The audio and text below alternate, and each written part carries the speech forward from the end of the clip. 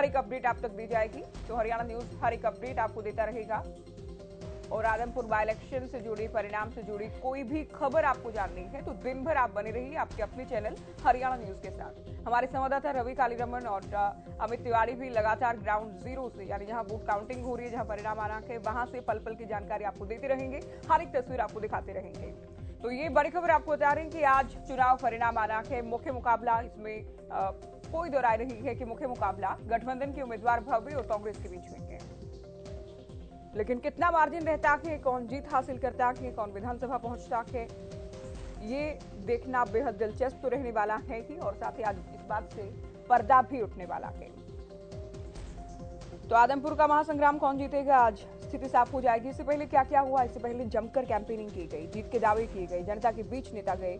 3 तारीख को वोटिंग हुई और आज दिन वोट काउंटिंग का, आज दिन परिणाम का। तो कुल मिलाकर 13 राउंड में मतों की गणना होगी और जैसे जैसे देखिए रुझान आने शुरू होंगे, उसके बाद भी पिक्चर क्लियर होनी शुरू हो जाएगी, तस्वीर साफ होनी शुरू हो जाएगी। तो भव्य बिश्नोई और जेपी के बीच मुख्य मुकाबला माना जा रहा है। हालांकि दूसरे दलों के भी जीत के दावे हैं, दूसरी पार्टियां किस तरह का प्रदर्शन करती हैं, देखना ये भी होगा। और दोनों मुख्य दलों में से जीत हासिल कौन करता है, इस पर भी निगाहें बनी रहेंगी। तो आज के परिणाम का दिन, सुरक्षा के कड़े इंतजाम किए गए थे। सुबह 8 बजे वोट काउंटिंग शुरू होगी। 14 टेबल्स इसके लिए लगाई गई थी। मतदान प्रतिशत अच्छा रहा है, लेकिन इसके मायने क्या थे और ये उत्साह जो था, क्या ये बदलाव के लिए था या फिर सरकार के साथ चलने के लिए था, ये भी देखना होगा। तो जैसे ही देखिए परिणाम आना या रुझान आने शुरू होंगे, परिणाम साफ होता चला जाएगा। उसके बाद जो जो वादे दावे किए गए थे, जिन मुद्दों को बनाया गया था, किस मुद्दे को जनता ने पसंद किया है, किस दावे पर यकीन किया गया है, किस पार्टी को पसंद किया है, किस उम्मीदवार को पसंद किया गया है, ये तमाम बातें आज परिणाम के बाद साफ होने वाली हैं।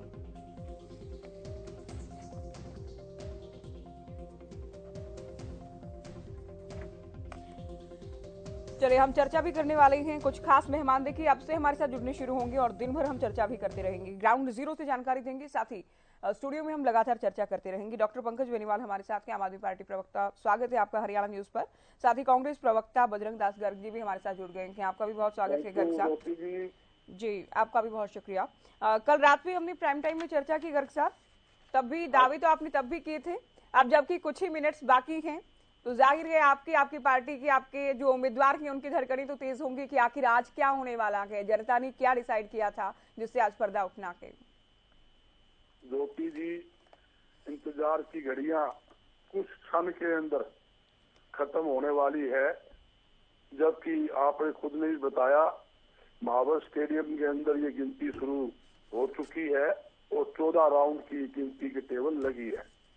देखिए, जो हमें उम्मीद है, जिस प्रकार भाई जयप्रकाश जी ने मजबूती से चुनाव लड़ा, एक व्यक्ति से चुनाव नहीं लड़ा, उसने यूं समझो एक बहुत बड़ी ताकत के खिलाफ चुनाव लड़ा, जिसके अंदर भारतीय जनता पार्टी, सरकार, भजनलाल जी का परिवार, जेजेपी पार्टी और सरकारी मशीनरी का जिस प्रकार दुरुपयोग था, उन सभी ताकतों के खिलाफ कांग्रेस पार्टी ने और भाई जयप्रकाश ने मजबूती से चुनाव लड़ा। और जनता का आशीर्वाद, मैं जहां तक समझता हूं, जनता का आशीर्वाद जयप्रकाश जी के साथ है और रहेगा, और हम जीतेंगे, इसमें कोई दो राय नहीं। हमें पूरी उम्मीद है, लेकिन आपके सामने रिजल्ट आ जाएगा। चुनाव से पहले बात देखिए बुरा मत मानिएगा, लेकिन आपके पहले ही जवाब में ये लग रहा है कि आप तो जैसा कि बाद में जो स्पीच दी जाती है कि अच्छा इलेक्शन लड़ा, सरकार के खिलाफ इलेक्शन लड़ा, सारी सरकार, सारा सिस्टम एक था, उनके खिलाफ अच्छा चुनाव लड़ा गया। तो ये तो देखिए आपकी बातें जो है, दावा तो आप जरूर कर रही हैं, लेकिन ये इशारा कुछ और भी है कि चुनाव अच्छा लड़ा गया था, चुनाव अच्छा लड़ा। आपको ध्यान हो ज्योति जी, मैंने हर आपकी डिबेट के ऊपर ये बात स्टार्टिंग से दोहराता आया हूँ, इसमें कोई दो राय नहीं है। खुले तौर के ऊपर आपने खुद देखा, आप तो वहां मौजूद थे, मैं किसी और को बताऊं तो अच्छा नहीं लगता। आपने सारा सिस्टम देखा, अनाज मंडी में रैली थी, उस टाइम भी आपने देखा, उससे पहले भी देखा और बाद में देखा किस प्रकार सरकारी मशीनरी दुरुपयोग हो रहा था। पूरी सरकार लड़ रही थी और एक तरफ ये कहा जाता था भजनलाल परिवार का गढ़ है, इसमें कोई दो राय नहीं, मैं खुद मानता हूँ ये भजनलाल परिवार का गढ़ है। हमेशा भजनलाल परिवार यानी भजनलाल जी या उसकी धर्मपत्नी दसमा देवी जी, उसके बाद कुलदीप बिश्नोई जी, जो जितनी बार भी जीते हैं भजनलाल परिवार ही जीतता आया है। उनका गढ़ था, मगर आपने देखा गढ़ कैसे गिरने वाला। आपके सामने जनता ने खुले तौर पे कहा इन्होंने कुछ नहीं किया। भजनलाल के बाद जब तक भजनलाल जी थे उन्होंने आजमपुर हल्के को संभाला, हर दुख सुख में जाते थे, जनता का काम भी करते थे, नौकरियां भी लगाई। मगर उस भजनलाल जी के बाद कुलदीप बिश्नोई ने कभी संभाला नहीं, कभी दसमा जी ने नहीं संभाला, कभी रेणुका ने नहीं संभाला। उसका लड़का तो कभी आता ही नहीं था, वो तो विदेश में बैठा रसगुल्ले खाता था। यहाँ कब आया? एक एमपी चुनाव लड़ने के लिए आया था। एमपी चुनाव में क्या हुआ? 25,000 वोटों से भी आजमपुर के अंदर बब्बे बिश्नोई हार के गया था एमपी चुनाव के अंदर। ये आपको पता है किस प्रकार उसकी जमानत जब्त हुई थी। मगर क्या होता है, गढ़ किसी का नहीं होता। फिर भी मैं इस बात को मैं मानता हूँ, भजनलाल जी बहुत सीनियर नेता थे, 3 बार कांग्रेस पार्टी की तरफ से मुख्यमंत्री रहे, केंद्र में मंत्री रहे, यहाँ तक कि कांग्रेस पार्टी के प्रदेशाध्यक्ष रहे। उन्होंने काम किया, उसमें कोई दो राय नहीं। उन्होंने आजमपुर हल्का के बहुत ज्यादा काम किए और लगभग 17,000, एक बहुत बड़ा आंकड़ा मैं आपको दे रहा हूँ, 17,000 आजमपुर के लोगों को सरकारी नौकरी अगर किसी ने लगाया तो भी भजनलाल जी लगाया। हरियाणा के अंदर सबसे ऐसा पहला हल्का होगा जहाँ पे एक विधानसभा हल्के के अंदर 17,000 से ज्यादा नौकरी लगी, वो तो भी भजनलाल जी के समय के अंदर आजमपुर हल्के के अंदर लगी। मगर मैं यही पूछना चाहता हूँ, कुलदीप ने एक ना तो किसी को रोजगार दिया, ना वहाँ विकास करवा चलिए, आप तारीफ कर रहे हैं चौधरी भजनलाल की, लेकिन कुलदीप ने काम नहीं किया, ये भी आपका आरोप है साथ साथ, है ना? और इसमें कोई दो राय नहीं, कुछ लोगों का मानना था ये। लेकिन अगर आपने बात कंप्लीट सुनी होगी, आपने कहा कि उस दिन आप लगातार हरियाणा न्यूज पर कवरेज देखते रहे, तो काफी लोग तो गर्ग साहब ये कह रहे थे कि काम तो नहीं हुआ, कुलदीप तो नहीं आए, लेकिन एक अवसर और देंगे, एक मौका और देंगे, जिताएंगे उनको ही। उनके परिवार में अब भी आस्था है। देखिए, विकास नहीं हुआ, काम नहीं हो पाया, एक तो साथ साथ आस्था के चलते वोट देंगे। दूसरा, कुछ लोगों का कहना था कि हो सकता है कि इस बार सरकार के साथ चले जाएं तो विकास कार्य हो जाएं। ये भी आपने सुना होगा, ये भी हमने सीधे बिना किसी एडिटिंग के हमने लाइव दिखाया था, तो उसमें कोई किसी भी तरह की एडिटिंग नहीं थी। कम से कम आप बने रहिए हमारे साथ। आम आदमी पार्टी प्रवक्ता भी हमारे साथ है, बेनीवाल जी। जी नमस्कार। करीब 20 मिनट का वक्त बाकी है, वोट काउंटिंग शुरू होगी, रुझान आएंगे, पिक्चर क्लियर होती चली जाएगी। क्या आप लोगों का लक्ष्य था इस उपचुनाव को लेकर, और किस बात को लेकर आप लोग आश्वस्त हैं कि किस तरह का परिणाम होगा आपकी पार्टी के लिहाज से? आम आदमी पार्टी चुनाव को जीतेगी और हम जीत के लिए आश्वस्त हैं पूरी तरीके से। वहां पर परिवारवाद का अब की खात्मा होगा और जो जेपी जी लगातार हारते आए हैं वो अब की बार फिर से हारेंगे और आम आदमी ही वहां से अब की बार जीतेगा। आम आदमी पार्टी का कैंडिडेट सत्येंद्र सिंह वहां से जीतेगा। वहां पर जब हम लोगों के बीच जा रहे थे तो शिक्षा, स्वास्थ्य, सड़क, सीवर, पानी, बिजली, इन सब मुद्दों के बारे में उन सबसे चर्चा हो रही थी और लोग कह रहे थे कि जैसे आपने भी अभी कहा कि लोग ये जरूर कह रहे थे कि काम नहीं हुआ। हर एक इंसान ने, हर एक महिला ने, हर एक बहन ने, हर एक भाई ने, बुजुर्गों ने, सब ने ये कहा कि कोई काम नहीं हो रहा है, विकास का पहिया थम चुका है आदमपुर के अंदर। और अब की बात किसी ने, देखिए, हम क्योंकि जो फैक्चुअल चीजें हैं, हम हरियाणा न्यूज के पैनल पर चर्चा में केवल वो बातें करते हैं जो कहा किसी ने, लेकिन ये नहीं कहा कि आम आदमी पार्टी कोई विकल्प है। आपको पता है कि इस बात का किसी ने ये नहीं कहा कि आम आदमी पार्टी को आजमाएंगे, सिंगल पर्सन ने ये नहीं कहा कि आम आदमी पार्टी को हम वोट देंगे, है ना? किसी ने नहीं कहा कि अरविंद केजरीवाल की नीतियों से प्रभावित हैं, किसी ने ये भी नहीं कहा कि उनका उम्मीदवार बहुत अच्छा है। तो ये बातें नहीं थी। अब मैं ये कहूं कि आप ठीक कह रहे हैं, वो तो 20 मिनट बाद तस्वीर साफ होती चली जाएगी, लेकिन किसी ने अगर ये कहा कि विकास नहीं हुआ या कार्य नहीं किए गए तो आम आदमी पार्टी की तारीफ किसी ने नहीं की ग्राउंड पर। हो सकता है आगे आपके सर्वे में ऐसा नहीं आया, लेकिन जब हम ग्राउंड पे जा रहे थे तो लोग इसको बहुत सराह रहे थे कि अरविंद केजरीवाल ने जो दिल्ली के अंदर काम किए हैं हम उससे बहुत प्रभावित हैं। पंजाब के तरह में जिस तरीके से काम होने लग रहे हैं हम उससे बहुत प्रभावित है। हरियाणा, पंजाब और दिल्ली के अंदर अगर बिजली फ्री हो सकती तो हरियाणा के अंदर क्यों नहीं हो सकती? लोग खुद इस चीज को उठा रहे थे और लोग ये कह रहे थे कि अब की बार जो परिवारवाद इन्होंने चला रखा है कि अपने बेटे को फिर से इन्होंने आगे। अच्छा, मान लीजिए, मैं चूंकि अभी दूसरे जो प्रवक्ता हैं वो भी हमारे साथ जुड़ते जाएंगे, आपकी बात को ही मान लें कि अगर आप लोग जीत भी जाते, जो कि आपका दावा है, तो एक सीट जीतकर कौन सी बिजली फ्री कर देते आप लोग? हम एक सीट जीत करके गेटवे बना देते अपना 2024 के लिए। अच्छा। और लोगों ने ये कहा कि 2024 के अंदर अब की बार आम आदमी पार्टी की सरकार रहेगी। ये नतीजा ऐसा चौंकाने वाला होगा कि 2024 के लिए आम आदमी पार्टी का रास्ता बिल्कुल पूरी तरीके से खुल जाएगा हरियाणा के अंदर। और लोगों का ये मानना था कि जो दिल्ली और पंजाब में काम हुए अगर एक सीट से नहीं होते तो, लेकिन अब की बार हम यहाँ पर जिता करके ये एक स्टैंप लगा देंगे कि आम आदमी पार्टी जो दिल्ली और पंजाब के अंदर काम कर रही है वो हरियाणा में भी जी हो सकते ठीक हैं। है, वो लोग आपको ही मिले थे, फिर किसी को नहीं मिले आपके अलावा, या आपके नेताओं को मिले होंगे। इनेलो प्रवक्ता रजवंत रहीनवाल जी हमारे साथ जुड़ गए हैं। आपका भी स्वागत है चर्चा में। रजवंत जी, कितने आश्वस्त हैं आप, क्योंकि आप लोग भी मुकाबले में नहीं है, इसमें भी कोई डाउट है कि नहीं, मुकाबले में आप लोग नहीं है, लेकिन क्या चुनौती है अच्छा प्रदर्शन करना, सम्मानजनक वोट हासिल करना और साथ ही जमानत बचाना भी, क्योंकि अब अभी तो कोई इवेंट बट है ही नहीं, कुछ ही देर बाद तस्वीर साफ होती चली जाएगी, वोट काउंटिंग शुरू होगी, रुझान आएंगे और कुछ चरणों की वोटिंग होने के बाद हम कह सकते हैं कि परिणाम भी साफ हो जाएगा। तस्वीर साफ होने से पहले आप और हम ये कैसे मान सकते हैं कि हम रेस में आपकी आवाज नहीं मिल रही रजवंत जी। जनता को तय करना था, उन्होंने अपना रिजल्ट पेटी में डाल। अरे हो आपकी आवाज हमें नहीं मिल रही, आएंगे आपके पास। मेरी आवाज आ रही है आपको? नहीं, देखिए कोई दिक्कत है, अभी लौटेंगे आपके पास। गर्ग साहब, दावा तो देखिए सभी करेंगे, आप लोगों की मजबूरी भी है कि आप लोग दावा करेंगे। देखिए आम आदमी पार्टी के प्रवक्ता ये कह रहे हैं कि हम एक ऑप्शन है, हम बिजली फ्री देंगे, एक गेटवे बन जाएगा 2024 का, आम आदमी पार्टी ही एक विकल्प है आदमपुर में। देखिए ज्योति जी, मैं नहीं समझता कि आप पार्टी ने कोई गंभीरता से वहाँ चुनाव लड़ा है।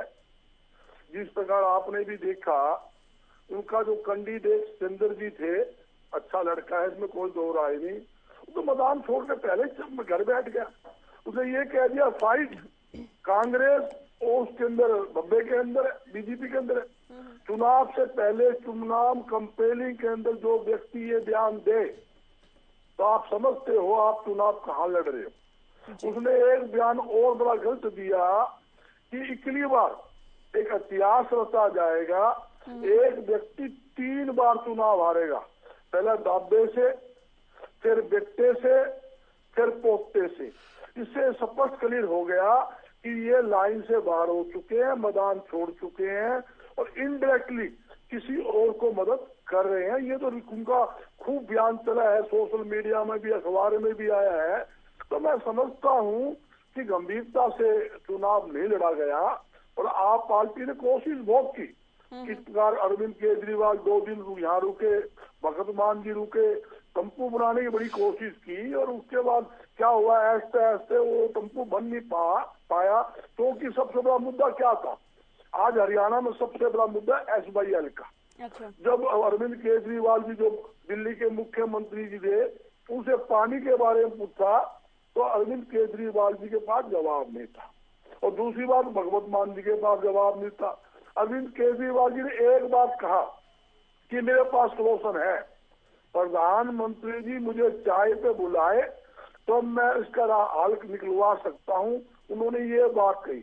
ये बात किसी गले उतरने वाली नहीं है कि मुख्यमंत्री जी चाय पे बुलाएंगे तो वो फैसला करेंगे। नहीं, आदमपुर में क्या SYL कोई चुनावी मुद्दा हो सकता था, हो सकता है इससे थोड़ा कोई फर्क पड़ता, लेकिन ये लड़ाई तो एक परिवार की और साथ ही जो कांग्रेस ये दावा करती है कि हम मजबूत रहेंगे, हम जीतते आएंगे, उन दो के बीच की लड़ाई थी।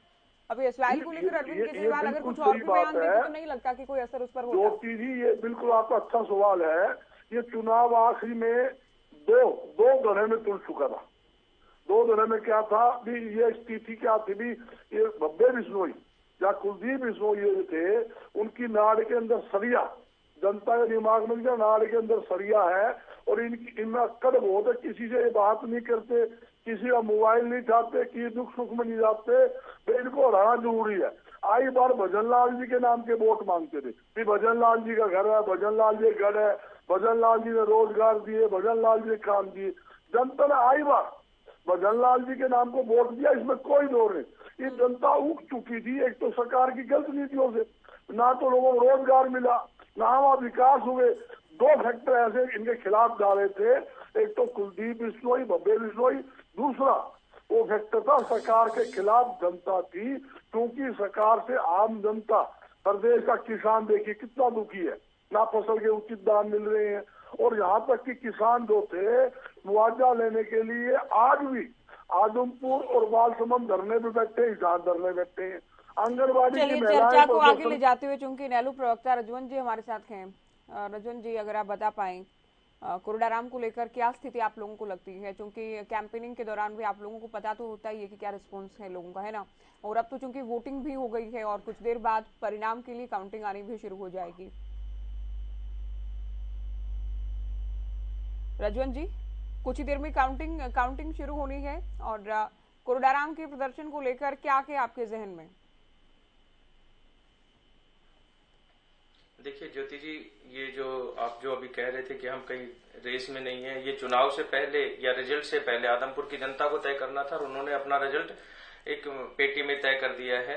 अब वो तो खुल के बाहर आएगा, लेकिन इससे पहले मैं आपको ये कहना चाहूंगा कि आप जिस हिसाब से जितने कॉन्फिडेंस से आप ये कह रहे हैं कि हम कहीं रेस में नहीं थे, तो ये कहना पूर्णतः गलत होगा। नहीं, गलत हमने अपनी बात रखी है जनता के बीच में, हम लगातार गए हैं। आपको ही टाइम दूंगी, उसके बाद भी आपसे उत्तर लेंगे हम, लेकिन आप नहीं, क्यों आप एक मिनट आप ज्योति जी एक बात बता दीजिए, रिजल्ट आया नहीं है, रिजल्ट आया नहीं है, आप कैसे तय कर दोगे? मैंने ये नहीं कहा ना कि हार गए आप लोग, इसका मत मैंने तो ये नहीं कहा, मैं ये तो कहूंगी नहीं, ना, तो आपने तो ये कहा कि आप तो कहीं रेस में ही नहीं नहीं है, तो ये कैसे आप तय कर रहे हो? लोगों से बात की हमने सर, हमने कैंपेनिंग को करीब से देखा, हमने मुद्दों को करीब से देखा, हमने किसकी लहर को करीब से देखा।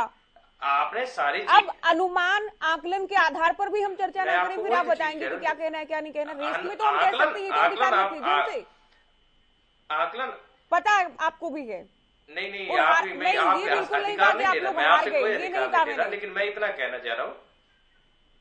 बताइए।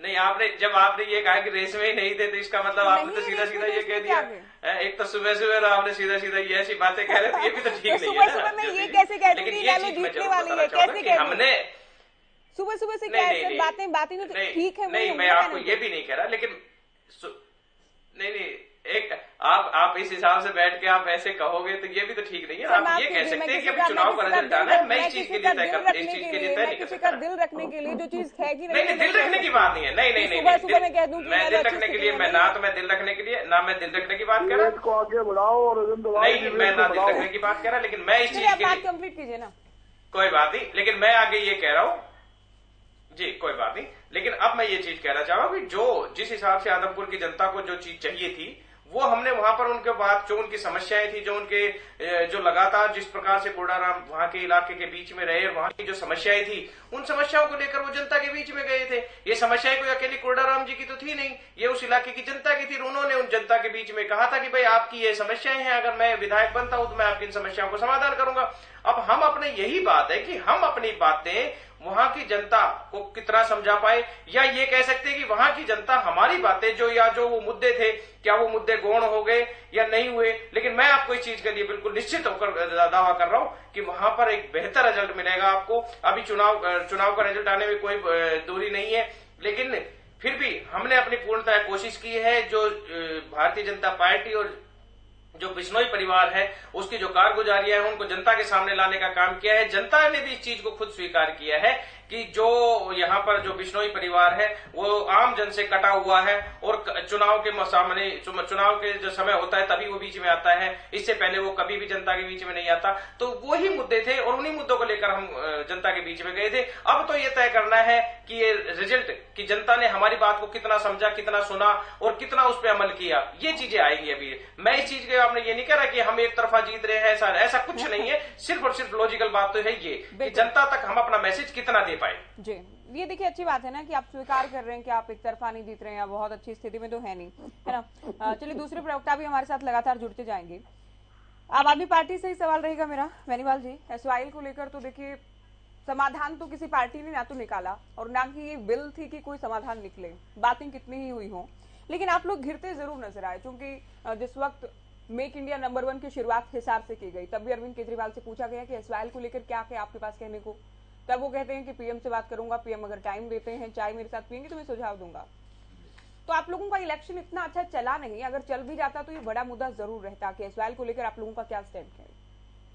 देखिए, हरियाणा और पंजाब दोनों के पास पानी की कमी है। हम ये कहते हैं कि सेंटर का हस्तक्षेप बहुत बड़ी चीज है। इसमें जो पानी पंजाब से होते हुए पाकिस्तान को जा रहा है, उस पानी को रोक करके पंजाब और हरियाणा को बराबर तरीके से पानी दिया जाए तो ज्यादा बेहतर स्थिति होगी और सभी के घरों को और सभी के खेत को पानी मिलेगा। उसके ऊपर तो सेंटर काम करने वाली बात होगी, लेकिन ये बहुत गलत भी है अपने आप में। जब कानून का शासन है, कानून की व्याख्या करने के लिए अदालतें हैं। देश की सबसे बड़ी अदालत हरियाणा के पक्ष में फैसला दे चुकी है।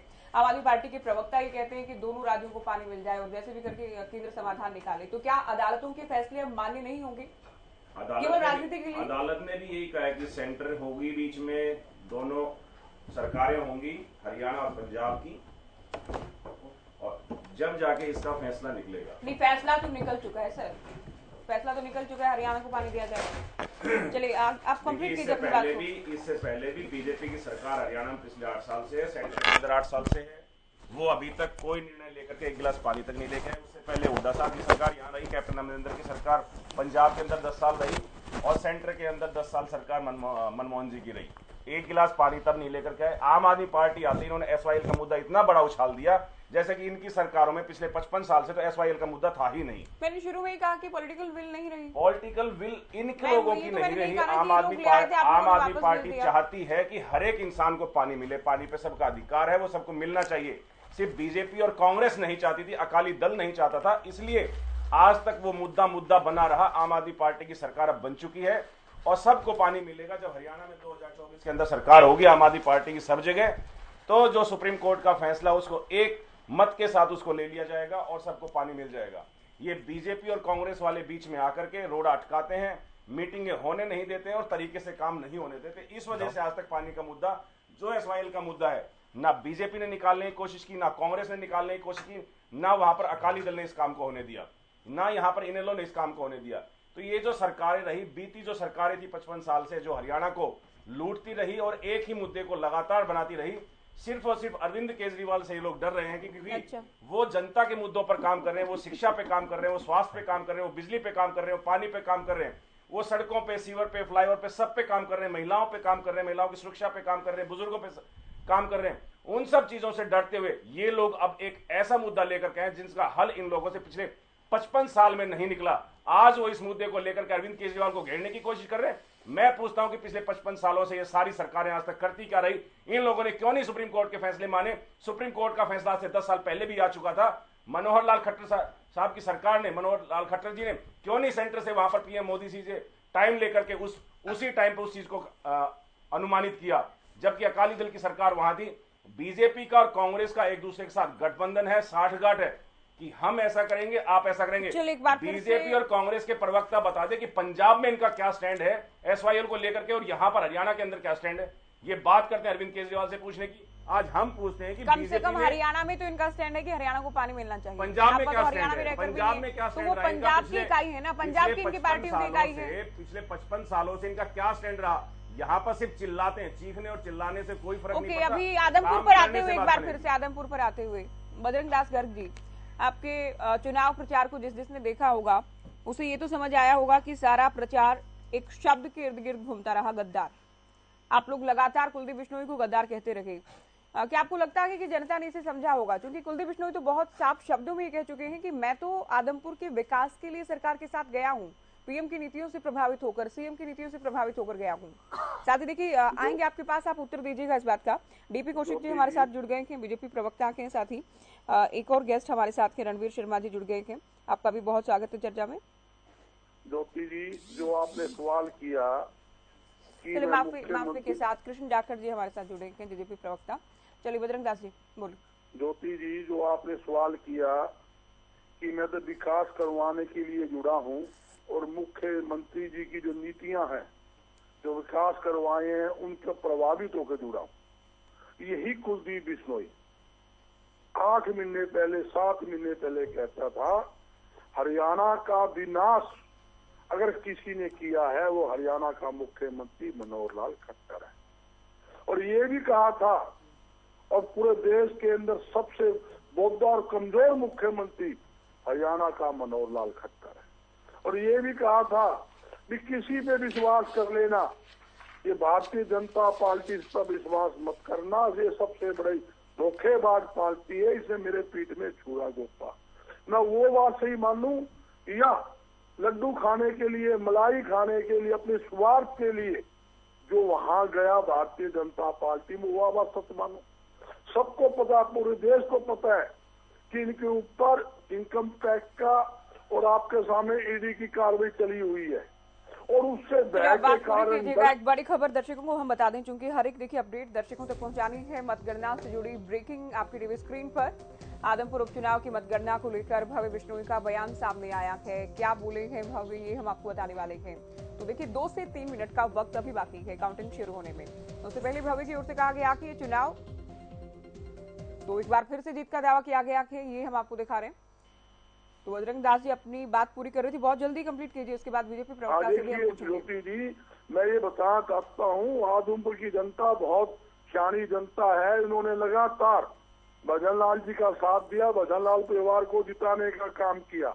मगर ये आदमपुर की जनता के साथ जिस प्रकार इन्होंने सौतेला व्यवहार किया, जिस प्रकार इन्होंने आदमपुर की जनता को ठगने का काम किया, जिस प्रकार आदमपुर की जनता को हमेशा यूज करने का काम किया, आदमपुर की जनता समझ चुकी है। ये सिर्फ अपनी स्वार्थ की, अपनी दुकान चलाने की कार्रवाई कर रहे हैं। इन्होंने आदमपुर की जनता से कोई लेना देना नहीं।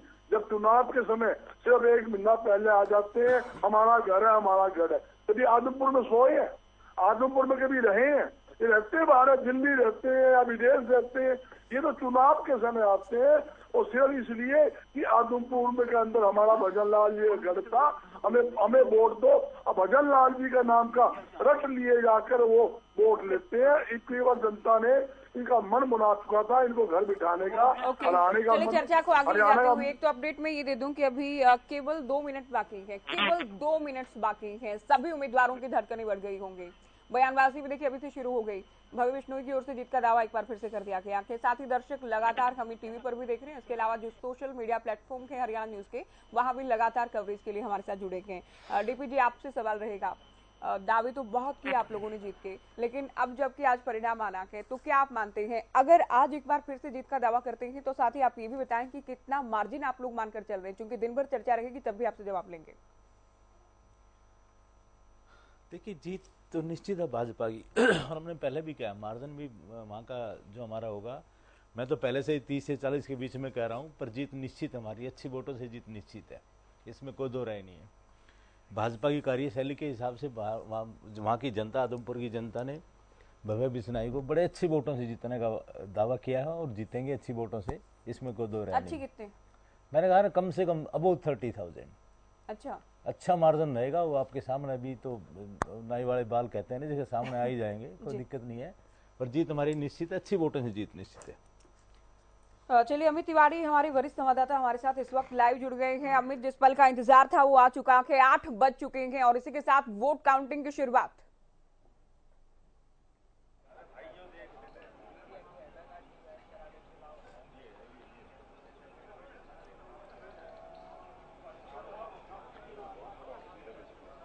अमित, आवाज मिल रही है आपको? इंतजार खत्म होते हुए चूंकि 8 बज चुके हैं, वोट काउंटिंग जी बिल्कुल ज्योति जी, तो क्या कुछ अपडेट है और किस तरह की तस्वीरें दिखाई आप? जी निश्चित रूप से ज्योति, इस समय यही जो घड़ियां थी इंतजार की वो समाप्त होने को है। 8 बजते ही काउंटिंग शुरू हो जाएगी। 14 जो टेबल हैं और 13 जो अगर राउंड में बात करें तो इसकी मतगणना का कार्य चलेगा और पहले पोस्टल बैलेट की गिनती होगी और उसके बाद जो है वो ईवीएम खुलना शुरू हो जाएगी। चबरवाल गांव से लेकर और भोड़िया से यह शुरुआत होगी और 13 बूथ जो है वो एक राउंड में कवर किए जाएंगे। इस प्रकार की व्यवस्था की गई है और सुरक्षा के पुख्ता बंदोबस्त जो है वो पूरे हिसार में ही आज देखने को मिल रहे हैं। हम इस समय मौजूद हैं इस काउंटिंग सेंटर के सामने ही मौजूद हैं और यहाँ देख सकते हैं अभी भी तमाम जो लोग अंदर जा रहे हैं उनकी बाकायदा जांच करने के बाद उन्हें भेजा जा रहा है और साथ साथ जो बिना अनाधिकृत जो पास है उसके एंट्री उसके बिना पास के कोई भी नहीं कर सकता और केवल अधिकृत लोगों को ही जो पोलिंग जो काउंटिंग एजेंट है उनको ही अंदर भेजा जा रहा है। और अभी कुलदीप बिश्नोई भी पहुंचे हैं, उनसे भी हमारी चर्चा हुई। उन्होंने फिर दावा किया कि इस प्रकार की जो भव्य जीत जो है वो मिलने जा रही है भव्य बिश्नोई को। इस तरह की बातचीत उन्होंने की और लगातार अगर बात करें ज्योति, इस सीट को लेकर सिर्फ केवल हरियाणा की नजर नहीं, पूरे देश के तमाम जो सियासत में जो रुचि रखने वाले लोग हैं उनकी नजर इस सीट पर लगी हुई है। और अब जैसे जैसे काउंटिंग आएगी रुझान आने शुरू हो जाएंगे। अब 8 बजे से जैसे ही काउंटिंग शुरू होगी उसके बाद से राउंड वाइज जो रिपोर्ट है हम अपने दर्शकों को देने का काम करेंगे। लगातार स्क्रीन पर दिखा रहे हैं अब तक की सबसे बड़ी खबर मतगणना शुरू हो चुकी है, मतगणना हो गई है शुरू और भव्य बिश्नोई जीत का दावा कर चुके हैं और लगातार ये दावेदारियां अब तेज होंगी। कुछ ही देर बाद आप रुझान भी देखेंगे, रुझान आने शुरू होंगे। हालांकि देखिए अलग अलग चरणों में कौन कौन से गांव आते हैं, कौन सा क्षेत्र आता है, किस चरण में किस राउंड में कौन सा नेता या उम्मीदवार आगे रहता है, ये भी देखना होगा। आदमपुर को नया विधायक, नया प्रतिनिधि मिलने वाला है, तो आदमपुर उपचुनाव के लिए मतगणना शुरू हो गई है। अब इस बात आप पूरी कीजिए।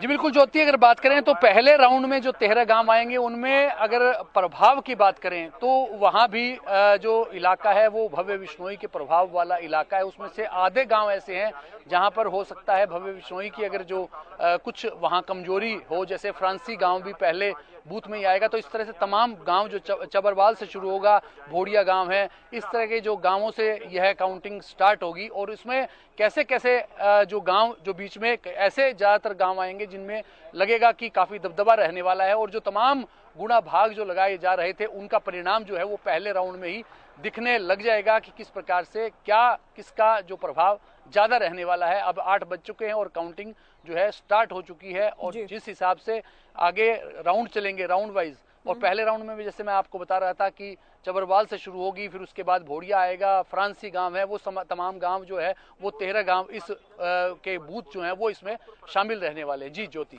बिल्कुल अमित, आप बने रहिए हमारे साथ, क्योंकि आज लगातार आप जानकारी देते रहेंगे। रवि भी कुछ देर बाद हमारे साथ जुड़ेंगे, उनसे भी हम जानकारी लेंगे। कृष्ण जाखड़ जी हमारे साथ हैं, जेजेपी प्रवक्ता। जाखड़ साहब क्या जी नमस्कार, क्या कहता है आपका अनुमान या आकलन, कौन जीत सकता है, कितने मार्जिन के साथ? बहुत अच्छे वोटों से जीत रहे हैं और हमारा अंदाजा है तकरीबन 15,000 प्लस के जो है इनका जीत का। बीजेपी प्रवक्ता कह रहे हैं 30 प्लस। आप लोग एक पैनल पर बैठकर एक सरकार में मैं कोई कंट्राडिक्शन नहीं कर रहा हूँ, ये मेरा अपना अनुमान है कि 15 प्लस रहेगा, तो ये 30 भी हो सकता है।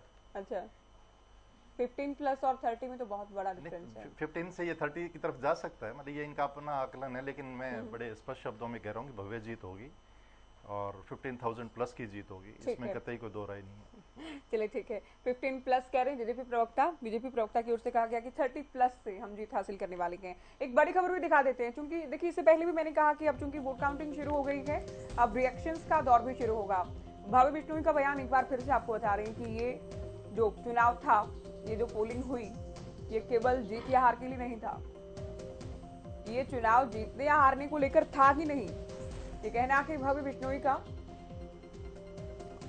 जीत का दावा तो देखिए लगातार वो करते ही रहे हैं। ये चुनाव जीत के अंतर को लेकर था, ये बहुत बड़ी बात की अपने आप में, क्योंकि हम भी लगातार ही कह रहे हैं कि इस चुनाव में मार्जिन कितना रहेगा वो भी कई बातें डिसाइड करेगा आने वाली राजनीति को लेकर। मुझे अपने आदमपुर परिवार से शुरू से ही आशीर्वाद मिला के एक बार सुन लेते हैं भव्य को क्या कुछ कहा गया है उनकी ओर से। नाम का अहम दिन आज परिणाम बहुत बढ़िया रहेगा और ईश्वरीय कृपा, जनता की कृपा से बहुत बड़े मार्जिन से हम लोग जीतेंगे। सर, पिता भजनलाल जी की समाधि पर वहाँ माथा टेक कर आए हैं, परिवार के सहित आशीर्वाद लेकर आए हैं, किस तरह से आप कह रहे हैं? हमेशा हर कोई भी शुभ काम से पहले मैं मेरे पिताजी की समाधि पर आशीर्वाद, शिवालय जाके आशीर्वाद लेता हूँ। दोनों जगह आशीर्वाद लेके हम आए हैं, अब जनता का आशीर्वाद अंदर। सर 1968 से भजनलाल परिवार जीतता आया है, क्या कहना चाहेंगे? हालांकि कुछ लोग कह रहे हैं कि डिफरेंस जीत का कम होने वाला है। देखिए ऐसा नहीं है, डिफरेंस कम नहीं है। हमारा 54 साल का विश्वास लोगों से है, किसी पार्टी की हवा रही हो, किसी की आंधी रही हो, लेकिन आदमपुर हल्के के लोग समझदार लोग हैं, वो परिवार की तरह में वोट डालते हैं। और आज भी दावे से कहता हूँ, ये बात रिकॉर्डिंग रखिएगा कि बहुत बड़े मार्जिन से भव्य बिश्नोई यहाँ से जीतेंगे। तो आदमपुर को लगता है कि मंत्री मिलेगा कोई? ये तो खट्टर साहब जवाब दे पाएंगे इसका। Thank you. कुलदीप बिश्नोई को दरअसल कुलदीप बिश्नोई की ओर से बयान दिया गया है, हालांकि भव्य भी लगातार जीत का दावा कर रहे हैं। तो कुलदीप बिश्नोई की स्टेटमेंट है जिसके बाइट भी हमने आपको सुनाई है। तो बात कर रहे थे जाखड़ साहब, आपका मानना है कि 15 प्लस रहेगा जो मार्जिन के, इससे कम नहीं हो सकता, इससे अधिक कितना भी हो सकता है ना। तो आप क्या बड़ा कारण मानते हैं कि भव्य अगर जीतते हैं तो क्या बड़ा फैक्टर रहेगा उनकी जीत के पीछे? भव्य की जीत का सबसे पहली बात तो मैं ये कहना चाहूँगा कि भी पिछले 5 दशक से यहाँ चौधरी भजनलाल के परिवार का ही दबदबा रहा है और यहाँ की राजनीति उनके इर्द गिर्द घूमती रही है। और रही भजनलाल जी ने यहाँ पे अपने टाइम के अंदर बहुत सारी डेवलपमेंट्स की हैं, नौकरियाँ दी है लोगों को और आदमपुर की काफ़ी डेवलपमेंट्स की है।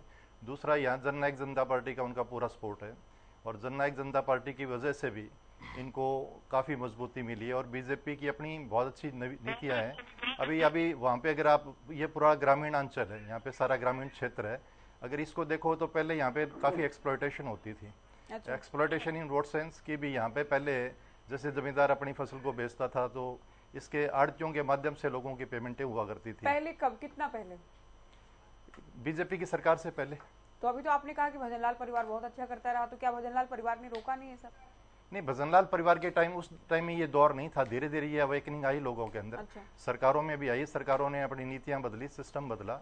और भजनलाल जी के परिवार के टाइम में भी आदमपुर की खास तौर पे बहुत ज्यादा डेवलपमेंट्स हुई है। जैसे आदमपुर का उस टाइम विकास था, लोगों को जॉब देने का काम था और दूसरी चीजें थी, बहुत अच्छा से काम हुआ है। और पिछले 5 दशक से मतलब भजनलाल परिवार का पूरा दबदबा रहा है। वहाँ पे भजनलाल जी विधायक रहे, फिर उनकी वाइफ जसमा देवी रही, कुलदीप बिश्नोई रहे, रेणुका रही, अब ये भव्य जो है वहाँ की तीसरी पीढ़ी है। तो वहाँ पे पूर्ण रूप से इन लोगों का दबदबा है। और 2014 के अंदर जब हजरका पार्टी बनी थी तो वो सबसे इनका वर्ष दौर था, उसमें भी भजनलाल जी को 56,000 वोट मिले थे वहाँ से। तो यहाँ पे जो जीत है वो भव्य होगी, इसमें कतई कोई आपकी नहीं। साफ गोई बहुत पसंद आई। आपने कहीं नहीं कहा कि जेजेपी का भी कोई रोल है या डिप्टी सीएम की भी कोई इसमें? नहीं, जेजेपी का पूरा रोल है, डिप्टी सीएम का पूरा रोल है। और ऐसा नहीं परिवार और बीजेपी का ही आपने नहीं, आपकी बात में जजप्पा का पूरा रोल है। जजप्पा के पिछली बारी जो हमारे रमेश जाखोदी इलेक्शन लड़े थे यहाँ पे, बहुत अच्छे वोट लेके गए थे, 20,000 प्लस वोट लेके गए थे। और आज भी जेजेपी उनके साथ मजबूती के साथ खड़ी हुई है और जेजेपी का एक एक वर्कर उनके साथ लगा हुआ है। और इस भव्य जीत को और भव्य बनाने के लिए जेजेपी का पूरा हाथ है। और डिप्टी सीएम जब पिछले दो दिन यहाँ पे रहे चुनाव के अंदर, उसके बाद में यहाँ का माहौल बहुत अच्छे से बदला है और उसके बड़े प्रोडक्टिव रिजल्ट्स आए हैं। और लीड जो है पिछले 2 दिनों में बढ़ी है। जब मनोहर लाल जी भी थे और दुष्यंत जी भी थे तो उन्होंने जो रैलियां की, उसके बाद में यहाँ लीड का जो अंतर है वो बढ़ा है पहले से। चलिए, बने रहिए आप सभी हमारे साथ। दीपी कौशिक जी, आप तो 30 प्लस की बात कर रहे हैं। हालांकि जाखड़ साहब ने पहले तो बोल दिया 15 प्लस, उसके बाद कौरव भी ये कर गए कि 15 प्लस तो कितना भी हो सकता है, 30 प्लस भी हो सकता है। और साथ ही भजनलाल परिवार, देखिए जीत को लेकर जब हम पूछना किसी से भी जानना चाहें कि सबसे बड़ा फैक्टर क्या है, तो बड़ा इंटरेस्टिंग है अपने आप में कि लोग भजनलाल परिवार को ही बताते हैं। उसमें बीजेपी या जेजेपी बहुत पहले नहीं आता, बल्कि भजनलाल परिवार का जिक्र होता है। डीपी जी, आपसे सवाल है मेरा ये। नहीं, ऐसा तो देखिए, मैं शुरू से ही 3 फैक्टर पर लेके चल रहा हूँ। माननीय मोदी जी की नीतियां हैं जो देश के प्रति हैं। आदरणीय मनोहर लाल खट्टर की जगह यहाँ पे हरियाणा के अंदर जो उन्होंने नीतियां बनाई, जो कार्यशैली उनकी रही है। तीसरा फैक्टर चौधरी भजनलाल जी का आता है। तीसरा फैक्टर भजनलाल जी का ऑब्वियसली आता है। देखिए, पार्टी सर्वप्रिय होती है। कुलदीप बिश्नोई से मैंने बात की, आज भी वो 1 to 1 हम सुनवाते रहेंगे दिन में। आपसे पूछ रही हूँ, देखिए उनकी ओर से मैंने उनसे पूछा कि क्या सबसे बड़ा फैक्टर ये रहेगा कि आदमपुर सरकार के साथ चलेगा, क्या सरकार ही सबसे बड़ा फैक्टर रहेगा? तो उनकी ओर से साफ तौर पर कहा गया कि इससे पहले भी तो हम लगातार चुनाव जीतते आए हैं, तो भजनलाल परिवार सबसे बड़ा फैक्टर रहेगा। हाँ, सरकार के साथ होने का फायदा जरूर मिलेगा, लेकिन सबसे बड़ा फैक्टर ये है, ये बिल्कुल नहीं है। तो कुलदीप बिश्नोई तो इस बात से एग्री नहीं करते हैं। देखिए, कुलदीप बिश्नोई जी आए कैसे? आदरणीय मोदी जी की नीतियों को देख के तो अभी भाजपा में शामिल हुए ना, इसलिए पार्टी सर्वप्रिय होती है। ये कुलदीप जी भी अच्छी तरह जानते हैं। और आदमपुर की जनता का प्यार तो हमारे साथ है ही है, इसमें कोई दो राय नहीं। मैं बड़े इंटरेस्टिंग एक बार कुलदीप बिश्नोई का चूंकि अभी जिक्र चला, तो एक बार सुन लेते हैं क्या कुछ कहा गया। उसके अलावा भी कुछ सवाल मैंने पूछे, तो सुनते हैं क्या कुछ, किस तरह का रिस्पॉन्स मिला आपको? देखिए, मैं आज इस प्रकार का पोलिंग मैंने देखा। मैंने 34 साल के अपने राजनीतिक जीवन में मैंने लोगों में ये वोट डालने की इतनी उमंग नहीं देखी। या तो मैंने देखी थी 2005 में, जब स्वर्गीय युग पुरुष चौधरी भजनलाल जी 72,000 वोट से जीते थे, या वो उमंग मैंने आज देखी है। तो बहुत बड़ी जीत की ओर बढ़ रहे हैं। आप ये कह रहे हैं जैसे दादा जैसे जीते थे पोते ने, वैसे ही जीत हासिल करनी है, विश्वास आपको है? लगता तो काफी हद तक वैसा ही है। जो बाकी विरोधी दावा करते हैं कि जीतेंगे या फिर बहुत करीबी टक्कर देंगे, ऐसा कुछ है? 6 तारीख को उनको मिठाई खाने बुला लेंगे यहाँ। आप शुरुआत से ही बात लेकर चले कि विपक्ष में बहुत दिन रहे, बहुत साल रहे और अब सरकार के साथ चलना है। क्या आपको लगता है कि सबसे बड़ा फैक्टर, अगर आप लोग बेहतर प्रदर्शन करते हैं तो सबसे बड़ा फैक्टर ही रहेगा? देखिए, हम अभी तक 4 उपचुनाव जीत चुके हैं, चारों उपचुनाव विपक्ष में जीता है हमने। तो फैक्टर यहाँ हमेशा परिवार का होता है। लेकिन निसंदेह सरकार के अंदर हम आए हैं और सरकार से काम करवाना भी सबसे बड़ा जो खुशी लोगों के मन में थी वो यही थी कि भाई सत्ता में जाएंगे, 2 साल काम करवाएं। क्या उम्मीद कर रहे हैं, कितना मार्जिन रहने वाला है? देखिए, मैं 30,000 वोट से जीता था और उससे कहीं ज्यादा वोटों से भव्य जीतेंगे। ये मेरा चैलेंज भी है, दावा भी है, विश्वास भी है। अच्छा, भव्य को आप मानकर चल रहे, विधायक तो बनेंगे, उसके बाद नेक्स्ट क्या आप ये भी मानते हैं कि कैबिनेट में अगर उन्हें जगह मिल जाए? हालांकि सीएम साहब को डिसाइड करना है, लेकिन क्या कोई ऐसी बात हुई थी या ऐसी कोई होप है आपको? देखिए, उनसे बात मेरी क्या हुई वो खुलासा मैं नहीं कर पाऊंगा, लेकिन आदमपुर हल्के की जनता निसंदेह चाहती है कि भव्य कैबिनेट में आए। जो कांग्रेस बार बार कहती रही, आपके विरोधी कहते रहे कि आप अपनी महत्वाकांक्षाओं के चलते कभी आप पार्टी छोड़ते हैं, कभी किसी के साथ गठबंधन करते हैं, कभी कहते हैं उन पर भरोसा मत करना, कभी उनके साथ चले जाते हैं, क्या उसका कोई नेगेटिव इम्पैक्ट रहा होगा? देखिए, अगर मैं महत्वाकांक्षी होता तो मैं बहुत पहले उप मुख्यमंत्री पद की पेशकश मुझे की मैं बन जाता। बहुत पहले कांग्रेस मुझे यूनियन कैबिनेट मिनिस्टर बना रही थी, तब मैं बन जाता। मेरे पिताजी को गवर्नर बना रहे थे। हम पद के लालची लोग नहीं हैं। बिश्नोई जी, अगर आपके पास ये ऑफर थे जो कि आप कह रहे हैं, तब भी तो आप सरकार के साथ रहते। अगर कांग्रेस के साथ रहते तो अब ऐसा अलग क्या होगा कि सरकार के साथ जाएंगे फिर विकास करवाएंगे? उस वक्त एक जो उनके जो ऑफर थे वो मुझे खरीदने के ऑफर थे, और उस वक्त मैं सीएम की दौड़ में बहुत अग्रणी स्टेरी में था। अग्रणी था कि भाई एक कदम दूर था मुख्यमंत्री। मुझे सीएम बनूंगा तो काम ज्यादा हो सकता। कुलदीप बिश्नोई को आपने सुना। अब एक बड़ी खबर आपको बता दें। देखिए, लगातार महा कवरेज हरियाणा न्यूज पर जारी है। मतगणना से जुड़ी एक और ब्रेकिंग आपकी टीवी स्क्रीन पर। मतगणना जारी, सुबह 8 बजे ये वोट काउंटिंग शुरू हुई है। अब से कुछ ही मिनट्स पहले वोट काउंटिंग शुरू हुई है। करीब 12 मिनट हो चुके हैं, तो 12 मिनट से वोट काउंटिंग जारी। पहले आप जानते ही हैं कि बैलेट पेपर की गिनती की जाएगी, तो पहले बैलेट पेपर की काउंटिंग हो रही है, उसके बाद ईवीएम खोली जाएंगी। 14 टेबल पर 13 राउंड पर गिनती जारी। तो देखिए, अलग अलग चरणों में वोट काउंटिंग होगी।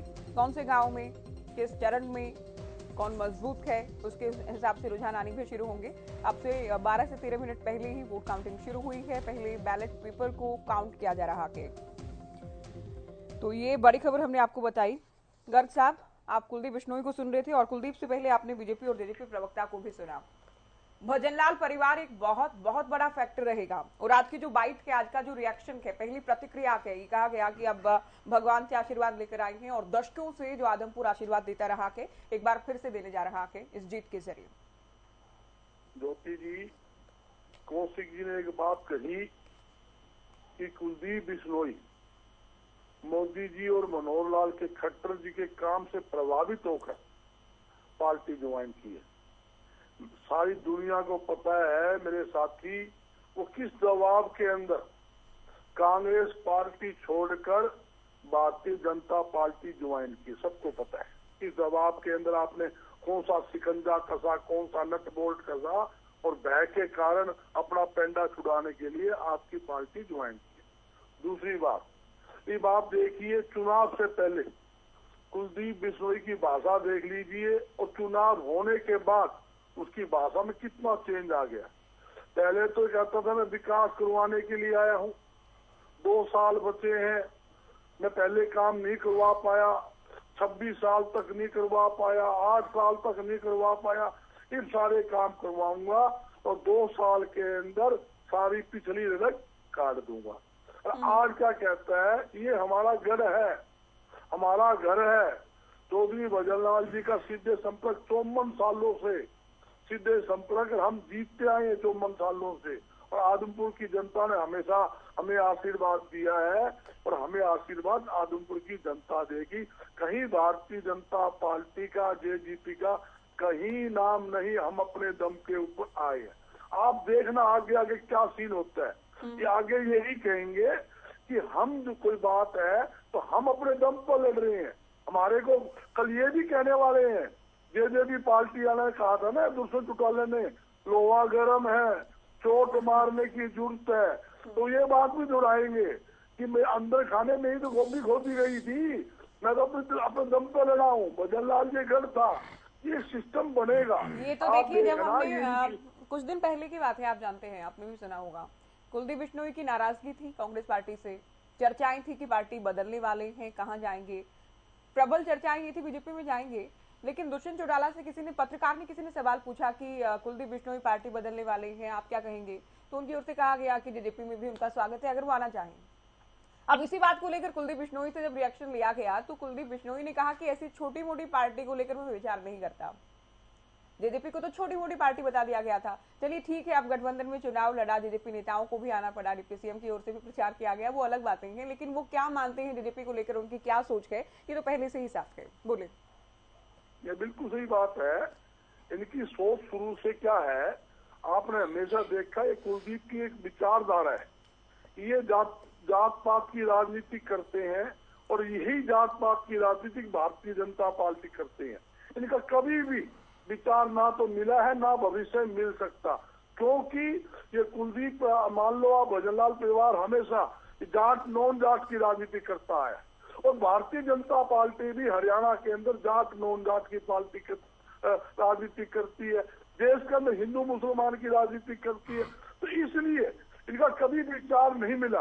और हकीकत क्या थी ये समझते थे, कुलदीप बिश्नोई समझता था कि मैं भारतीय जनता पार्टी से लड़ लूं, अब जेजेपी अगर अपना अलग कैंडिडेट खड़ा कर दे, एक जाट कैंडिडेट और आ जाए, 3 तो मेरे जाट हो गए, एक कांग्रेस का जाट, एक अनेलो का जाट, आप देखोगे आप पार्टी के जाट, और जेजेपी का और जाट आ जाता तो 4 जाट हो जाते, नॉन जाट एक रह जाता, तो हम सीधे इनके बीच में निकल जाते।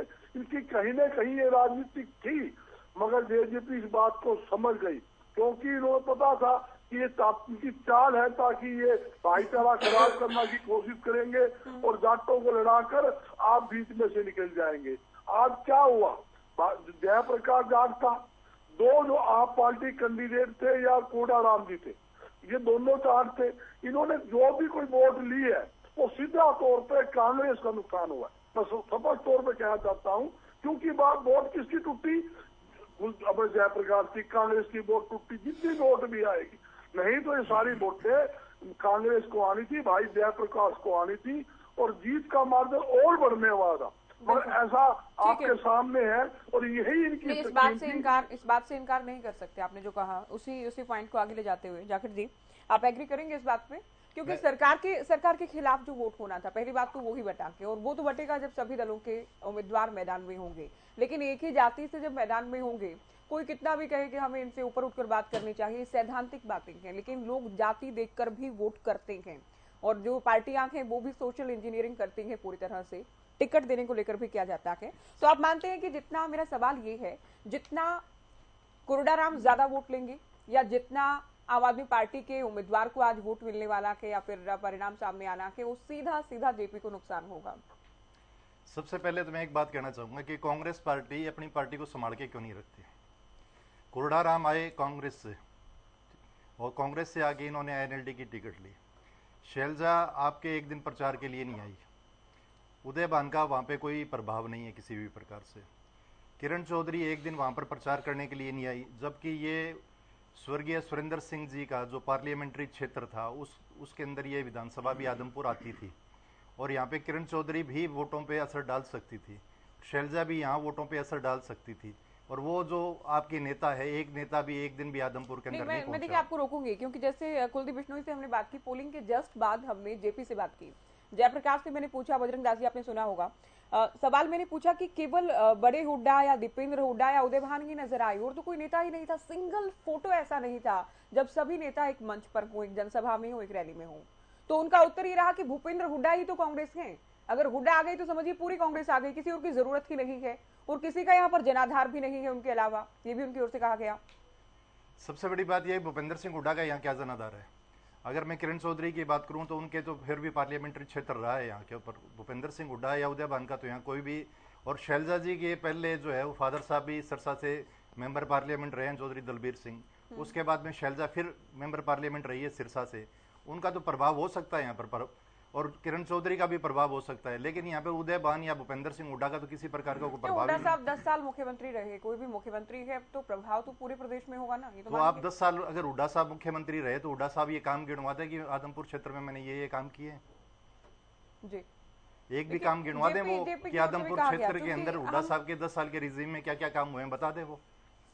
अगर यहाँ पे किसी का प्रभाव क्षेत्र है तो ये भजनलाल परिवार का है या फिर दुष्यंत चौटाला का है या चौटाला परिवार का है। अच्छा, यहाँ पर पिछली बारी की आप जो है आंकड़े उठा के देख लो और ये देख लो कि जेजेपी को कितना वोट मिला था। तो ये कह रहे हैं कि जब तक मैं सांसद नहीं बना था तब तक हिसार को किसी ने नहीं पूछा, केवल वोट लिए गए एक परिवार विशेष की तरफ से। जब तक हुड्डा साहब सीएम नहीं बने हिसार का कोई काम ही नहीं हुआ, पहले वोट लेते आए परिवार के नाम पर। चलिए बहुत जल्दी कंप्लीट कीजिए आप बात को। और दूसरी बात आप ये बता दी ना, जेपी ने पिछली बारी चुनाव लड़ा था विधानसभा का यहाँ पे, और उसके बाद में कभी आदमपुर के विधानसभा क्षेत्र को उन्होंने संभाला, कोई एक काम उन्होंने किया या किसी प्रकार के यहाँ के लोगों के दुख सुख में शरीक हुए, आज तक कभी भी नहीं हुए। वहाँ की जनता से पूछ लो, वहाँ की बात कर लो।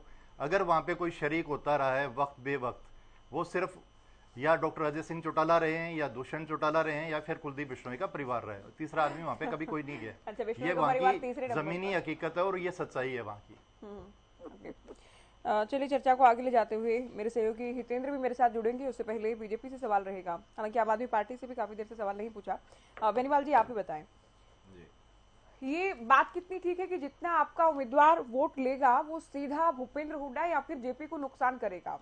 और दूसरा ये कि जो एलिगेशन लगा कि आपके उम्मीदवार तो पहले ही बीजेपी के साथ चले गए, जब ये बयान दे देना कि 3 पीढ़ियों से अब तीसरी बार हारेंगे, तीसरी पीढ़ी से हारेंगे जेपी, तो पहले ही मान चुके मुकाबला तो है गठबंधन के बीच और कांग्रेस के बीच, कांग्रेस हारने वाली है, तो खुद ही परिणाम दे चुके हैं।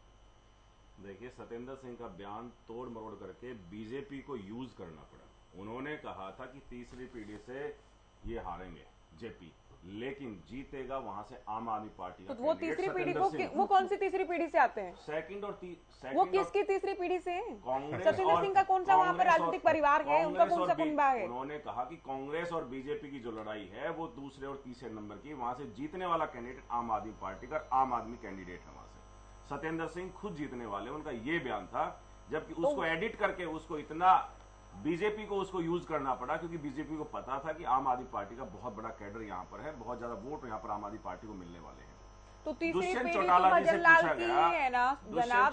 सत्येंद्र सिंह किसकी पीढ़ी से आते हैं? उनका कौन सा राजनीतिक परिवार है? राजनीतिक परिवार की जरूरत नहीं है। आम आदमी पार्टी तो एक आम आदमी को कैंडिडेट बनाती है, और आम आदमी जो पब्लिक के बीच में हो, जो लोगों का हिमायती हो, उसको कैंडिडेट बनाती है। जो सत्येंद्र सिंह है उसकी छवि इतनी साफ थी कि लोगों ने खुद बताया कि सत्येंद्र सिंह हमारे सुख दुख में हमारे पास आते रहते हैं। और जो कुलदीप बिश्नोई है वो तो कभी आए नहीं हमारे पास। कुलदीप बिश्नोई ने तो ये तक कहा कि 7 बजे के बाद मैं थारा फोन नहीं उठाऊंगा, ये शब्द थे उनके, क्योंकि लोग दारू पी करके 7 बजे के बाद मुझे फोन करते हैं, तो मैं 7 बजे के बाद किसी भी आदमपुर के आदमी का फोन नहीं उठाऊंगा। बीजेपी ने जो धोखा जनता के साथ किया है, जैसे ही चुनाव खत्म हुए तुरंत 17 स्कूलों को वहां पर मर्ज करने का काम किया। ढाणी मोहब्बतपुर का स्कूल जो खुलने वाला था, जिसके लिए कुलदीप बिश्नोई आश्वस्त थे कि हम इस स्कूल को खुलवाएंगे, वापस से उस स्कूल पर ताला जड़ दिया गया। खैरमपुर के अंदर जो स्कूल चल रहा है उसमें बच्चे और उनके पेरेंट्स वहां पर स्कूल के बाद धरना देके बैठे हुए हैं। किस तरह की शिक्षा नीति बीजेपी सरकार लेकर के आ रही है, कैसे जनता के साथ वो धोखा कर रहे हैं। सिर्फ और सिर्फ जितने भी प्रवक्ता यहाँ बैठे हैं, सारों ने एक ही बात बोली कि भजनलाल के नाम से वोट मिले, यानी कि भजनलाल जी के नाम के अलावा किसी के पास कोई ना तो मुद्दे थे। कोई कह रहा है कि हुड्डा साहब के काम गिनवा दो, मैं कह रहा हूं कि बीजेपी सरकार पिछले 8 साल से हरियाणा के अंदर, जेजेपी सरकार के साथ 3 साल से है, ये लोग गिनवा दे आदमपुर के अंदर इन्होंने कितनी परियोजना दे दी। इनको पूरे प्रदेश का अगर मुख्यमंत्री है मनोहर लाल खट्टर जी, बीजेपी सरकार, जेजेपी सरकार, तो पिछले 8 साल में इन्होंने क्या क्या काम वहां पर कर दिए। कुलदीप बिश्नोई 200 करोड़ के ईडी के जांच के उसमें फंसे हुए हैं। इनके दोनों के, रेणुका बिश्नोई के, कुलदीप बिश्नोई के, दोनों के कोर्ट के अंदर इनके वो पासपोर्ट जब्त हैं। उससे बचने करके लिए इन्होंने बीजेपी, कांग्रेस को छोड़कर बीजेपी का दामन थामा और इन्होंने कहा कि मैं विकास का पहिया चलाऊंगा। भैया, पिछले 3 साल से विकास का पहिया क्यों नहीं चल रहा था? पिछले 3 साल से आपने अगर ऐसा सोच लिया होता तो विकास का पहिया पहले चल जाता। आपने सिर्फ और सिर्फ अपनी जान बचाने के लिए खुद, आप तो पहले ही पिछले 27 साल से बनते आ रहे हो एमएलए, अब की बार क्या नया बन जाएगा आप? और आपने अपने आप को ना बना करके अपने बेटे को क्यों लेकर के आए? ये बहुत सारी बातें ऐसी हैं जिनका जवाब बीजेपी को, जेजेपी को देना पड़ेगा। दुष्यंत चौटाला जी से पूछा गया कि आप पूरे चुनाव में इतना लेट क्यों पहुंचे, तो दुष्यंत चौटाला जी ने कहा तो मैं तो हर एक उपचुनाव में 2 दिन पहले पहुंचता हूं और नतीजे आपके सामने होते हैं। इसका मतलब बड़ौदा और एलानाबाद में भी वो 2 दिन पहले पहुंचे थे और दोनों जगह बीजेपी हार गई थी। तो उनका सीधा सीधा ये था कि यहाँ अब भी मैं 2 दिन पहले ही आया हूँ और बीजेपी का कैंडिडेट हारने वाला है। इस बात में मैं थोड़ा सा इंटरप्ट करना चाहूंगा यहाँ कि जिस दिन नॉमिनेशन फाइल हुआ था उसी दिन हमारे प्रदेशाध्यक्ष पहुंच गए थे और पूरी टीम की ड्यूटी लगा दी गई थी गांव-गांव। दुष्यंत चौटाला जी और दुष्यंत जी पहले भी नहीं, जाखड़ साहब, बात दुष्यंत चौटाला जी की हुई। दुष्यंत चौटाला जी पूरा प्रदेश देखते हैं, 2 दिन पहले पहुंचता हूं, पूरा प्रदेश आपके सामने। जैसे ये दोनों ये पार्टी के, आपने शायद वो पूरा कोटेशन सुना नहीं। उनका ये था कि मैं हर उपचुनाव में 2 दिन पहले ही पहुंचता हूं और नतीजे आपके सामने होते हैं, यानी कि जैसे गठबंधन डिसाइड करता है, जिसकी जो ड्यूटी लगाई जाती है अकॉर्डिंगली काम होता है। और बीजेपी के प्रवक्ता ये बताएं कि पिछले 8 साल के अंदर उन्होंने आदमपुर सीट पर कितनी परियोजना लागू की, कितने स्कूल बनाए, कितने अस्पताल बनाए, कितनी सड़कें। चर्चा को आगे ले जाते हुए आप लोगों ने वहां पे घूम के देखा होगा तो आदमपुर की खुद की सड़कें अच्छी नहीं है। चलिए रुकिए अभी।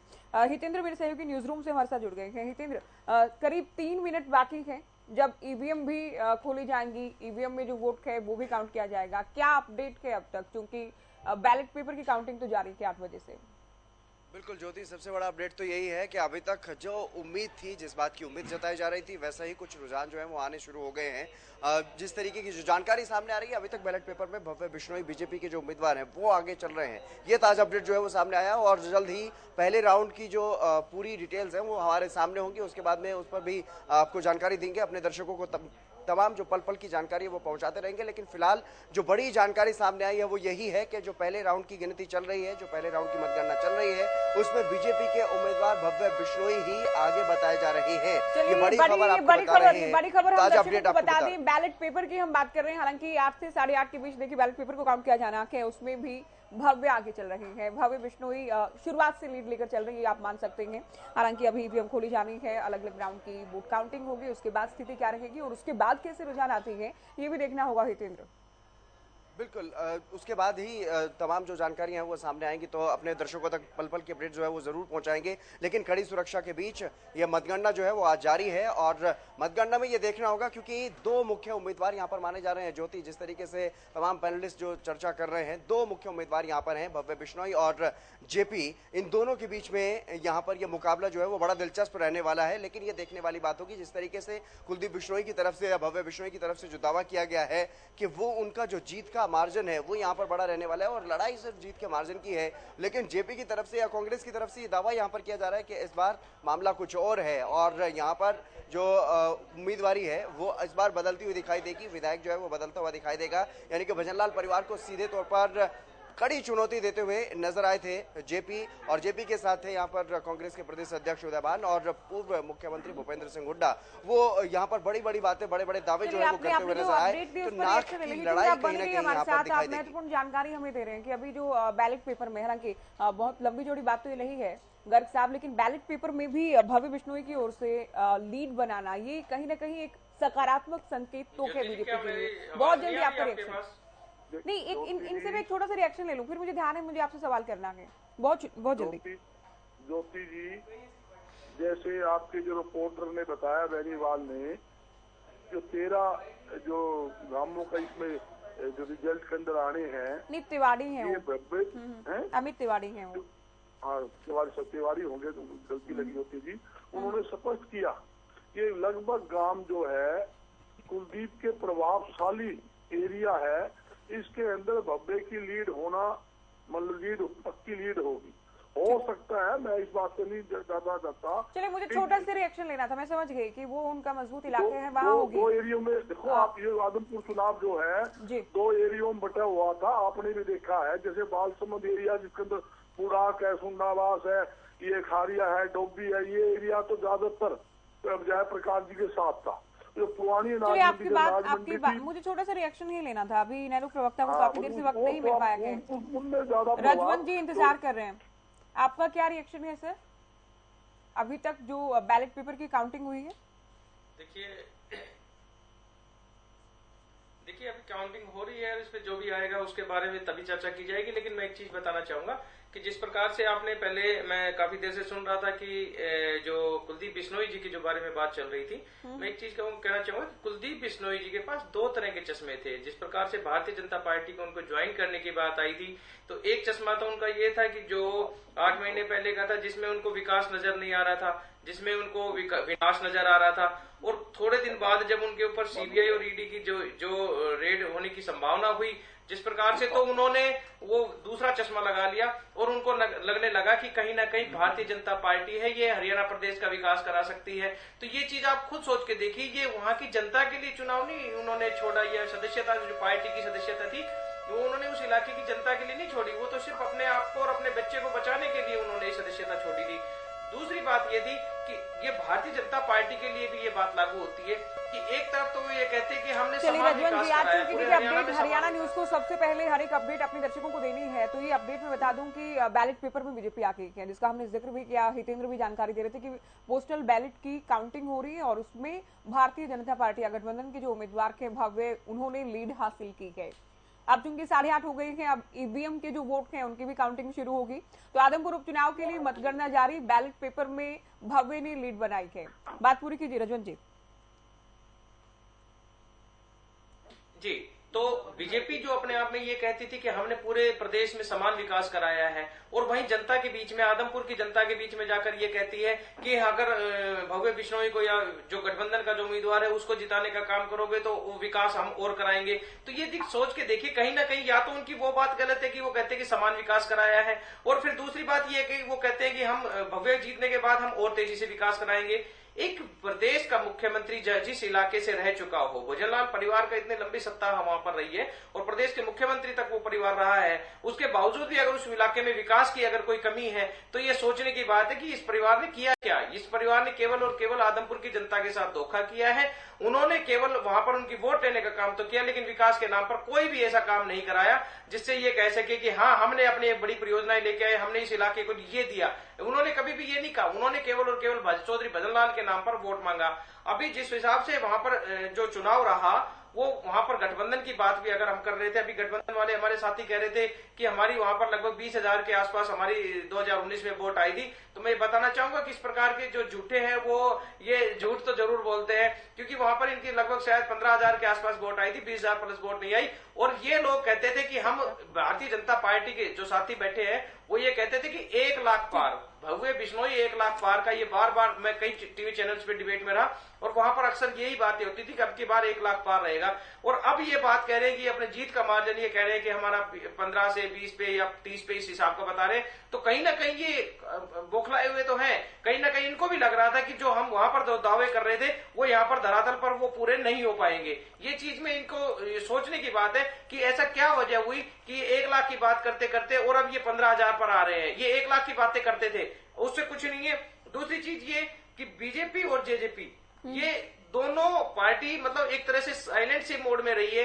यहाँ पर जो चुनाव लड़ा वो खाली मैं ये कह सकता हूँ कि कुलदीप बिश्नोई ने अपने नाम पर, अपने परिवार के नाम पर, चौधरी भजनलाल के परिवार के नाम पर लड़ा है। उन्होंने ये जरूर कहा है कि मैं बीजेपी में शामिल हूं और विकास कराऊंगा, लेकिन कभी भी उन्होंने बीजेपी की जो विकास की जो परियोजना है या ऐसा कोई काम नहीं बताया कि बीजेपी ने ऐसा क्या काम करा दिया जिसकी वजह से आप हमें वोट दो। 500 करोड़ की वो बात जरूर कहते नजर आए, लेकिन कहीं पर भी ये नहीं कहा कि 500 करोड़ लगे कहां पर, या वो कहते थे कि मैं 2 महीने में 500 करोड़ की परियोजना ले आए। इससे पहले बड़ौदा का उपचुनाव हुआ, एलनाबाद का उपचुनाव हुआ, वहां पर भी इन्होंने, सरकार ने घोषणाएं बहुत की थी। वहां पे मैं बात करना चाहूंगा एलनाबाद में, वहां पर ये कहते थे कि ढाणियों के बिजली पहुंचाने का काम करेंगे। वहां पर खंबे तो जरूर लगे थे, लेकिन जो ही वो चुनाव हारे वहां पर तार तक नहीं लगी। तो ये ऐसे ही घोषणाएं यहाँ पर करते हैं। ये केवल और केवल घोषणा के आदमी है। ये घोषणा करेंगे, उसको लागू करने में इनका कोई प्रयास नहीं होता। जनता की जब तक इनको वोट नहीं मिलती तब तक तो ये सारी घोषणा करते हैं, लेकिन वोट मिलने के बाद उस इलाके को देखने का भी काम नहीं करते। ठीक है डीपी जी, शुरुआत कम से कम अच्छी है आप लोगों के लिए। हालांकि गर्ग साहब भी कह रहे हैं कि बहुत ज्यादा खुश होने की बात नहीं है, बहुत बड़ी उपलब्धि तो ये नहीं है। यहाँ भव्य मजबूत की तो लीड मिल गई है शुरुआत में। जहाँ जेपी मजबूत होंगे, कांग्रेस मजबूत होगी वहां पर एक तरफा जेपी रहेंगे। देखिए मैंने दोनों साथियों की बातें सुनी। बजरंग जी तो मेरे साथी कांग्रेस की बात करते ही रहते हैं। इनको ये बताना चाहूँगा कि भजनलाल परिवार को ये ना कहें कांग्रेस आकर बैठी है तो भजनलाल परिवार की वजह से बैठी है। इतने सीनियर नेता आप कुलदीप के बारे में आज ऐसी ऐसी बातें कर रहे हो। आपके यहाँ थे तब तो आपके लिए भगवान थे। अरे धोखा तो आप लोगों ने दिया कुलदीप बिश्नोई को। नहीं, भगवान होते तो शायद पार्टी छोड़ने की नौबत मैं बताता हूँ ना, मैं बताऊँ क्यों मैं मुस्कुरा ज्योति में रीजन देता हूँ ना। राहुल गांधी से टाइम मांग नहीं ऐसा नहीं है। ऐसा आप मेरी बात सुनिए, डिटेल में जाइए। देखिए कुलदीप बिश्नोई अगर इच्छा होती तो हम उन्हें, जब वो हमारी सरकार आई 2005 में, डिप्टी सीएम को उनको वो दिया, वो नहीं बने। बीजेपी में लास्ट टाइम सुन लीजिए मेरे भ्राताश्री, अगर देखिए उन्होंने पार्टी बनाई, आप लोगों से दिखोगे पार्टी बनाई उन्होंने। अब सुन लीजिए बजरंग भाई अब सुनेंगे तभी तो आपको, मैं जब आपकी दुखती रग पे हाथ रखता हूँ ना तो आप मतलब बोलते बहुत। अब सुनो क्यों भागे वो आपसे, आपकी उन्होंने सत्ता दी नहीं। भजनलाल जी का आपने, भजनलाल जी को आपने गलत ठहराया, वहां पे उनके साथ धोखा किया आपने। अगर उनको सत्ता चाहती, हमने पिछली बार 2008 की बात बता रहा हूँ, हमने 25 सीटों का वादा किया था। आपको पता हो जो थी भाजपा ने 25 सीटें देने को, अगर उनको इच्छा होती तो आ जाते वो, लेकिन नहीं, उन्होंने अपने उसकी लड़ाई लड़ी, अपनी पार्टी की लड़ाई लड़ी। लेकिन आपने आदमपुर की जनता के साथ साथ भजनलाल जी को धोखा दिया, और उस धोखे का बदला, मैं बता रहा हूँ, धोखे का बदला जो आदमपुर की जनता लेने जा रही है वो आपको सदा के लिए हो रहेगा। देख याद रखना। ठीक है जागर साहब, चलिए जल्दी छोटे जवाब देंगे, क्योंकि हमें साथ साथ अपडेट भी देनी है। हमारे संवाददाता भी हमारे साथ जुड़ेंगे, साथ ही न्यूज रूम से हितेंद्र भी लगातार हमारे साथ जुड़ेंगे। जाखड़ साहब, आपने जो दावा किया पिछली बार 15,000 प्लस का, आपको क्या लगता है कि किन किन गांव में या किस एरिया में इतने मजबूत है भव्य कि ये जो मार्जिन आप बता रहे हैं वो पूरा हो पाएगा? भव्य, अगर मैं सही बात कहूँ तो भव्य सभी गाँव के अंदर जो है ना मजबूत है। आज भव्य की स्थिति बहुत मजबूत है। और अगर गाँवों की डिटेल की बात करूँ तो गाँव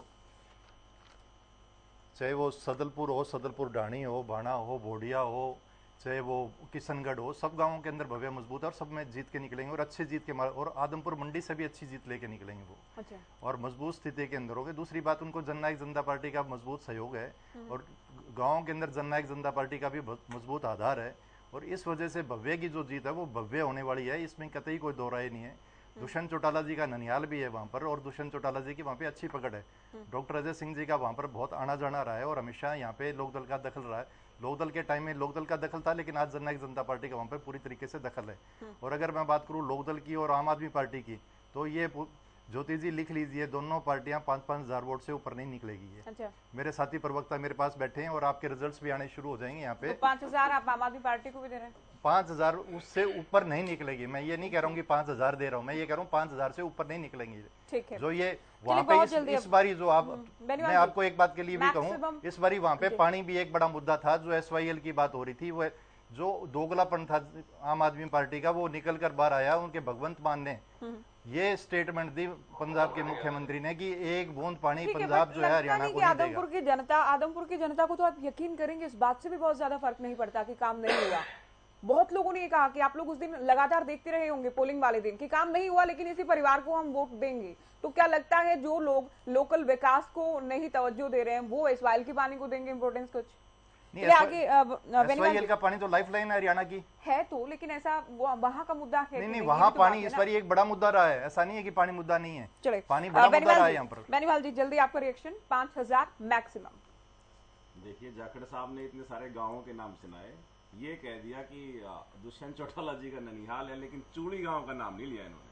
अच्छा। क्योंकि वो चूड़ी गांव से संबंधित है वहाँ पे, लेकिन ये एक लिस्ट लेके बैठे थे 8-10 गाँव की, लेकिन चूड़ी गांव का इन्होंने जिक्र नहीं किया कि चूड़ी बबरान या चूड़ी के जो 3 गाँव है उन गाँवों का इन्होंने बिल्कुल जिक्र नहीं किया। दुष्यंत चौटाला जी वहाँ से संबंध रखते हैं। अगर आपको ऐसा लगता था, सतेंद्र का गांव है, अगर आपको ऐसा लगता था कि सतेंद्र का गांव है, मैंने तो न्योड़ी का भी जिक्र नहीं किया। न्योड़ी में हारेंगे सतेंद्र, वहाँ पर आपने जिक्र किया बीजेपी कहाँ पर मजबूत है, आपने लेकिन चूड़ी गांव का जिक्र नहीं किया। चूड़ी गांव का जिक्र कर देते कि दुष्यंत चौटाला जी वहां से आते हैं और वहां पर तो पूरी पोलिंग भव्य बिश्नोई के फेवर में होगी, क्योंकि आप लोग खुद नहीं चाहते कि भव्य बिश्नोई जीत जाए। इसलिए आप लोगों का जो कैंपेन था जेजेपी का, वहां पर काम है अनर्गल बात और करना। आप जो कहते हैं कि 5,000 वोट, आप देख लेना अभी कितना आपके सामने आएगी चीजें कि कैसे 50,000 का आंकड़ा आम आदमी पार्टी छुएगी, वो आपके सामने होगा। 50,000 की बात जैसे आपके सामने जीरो पीछे हटाने की जरूरत है, बाकी आपकी बात सत्य है। जीरो जोड़ने की जरूरत है पीछे, सिर्फ आपको जीरो से ऊपर नहीं जोड़ने की जरूरत है।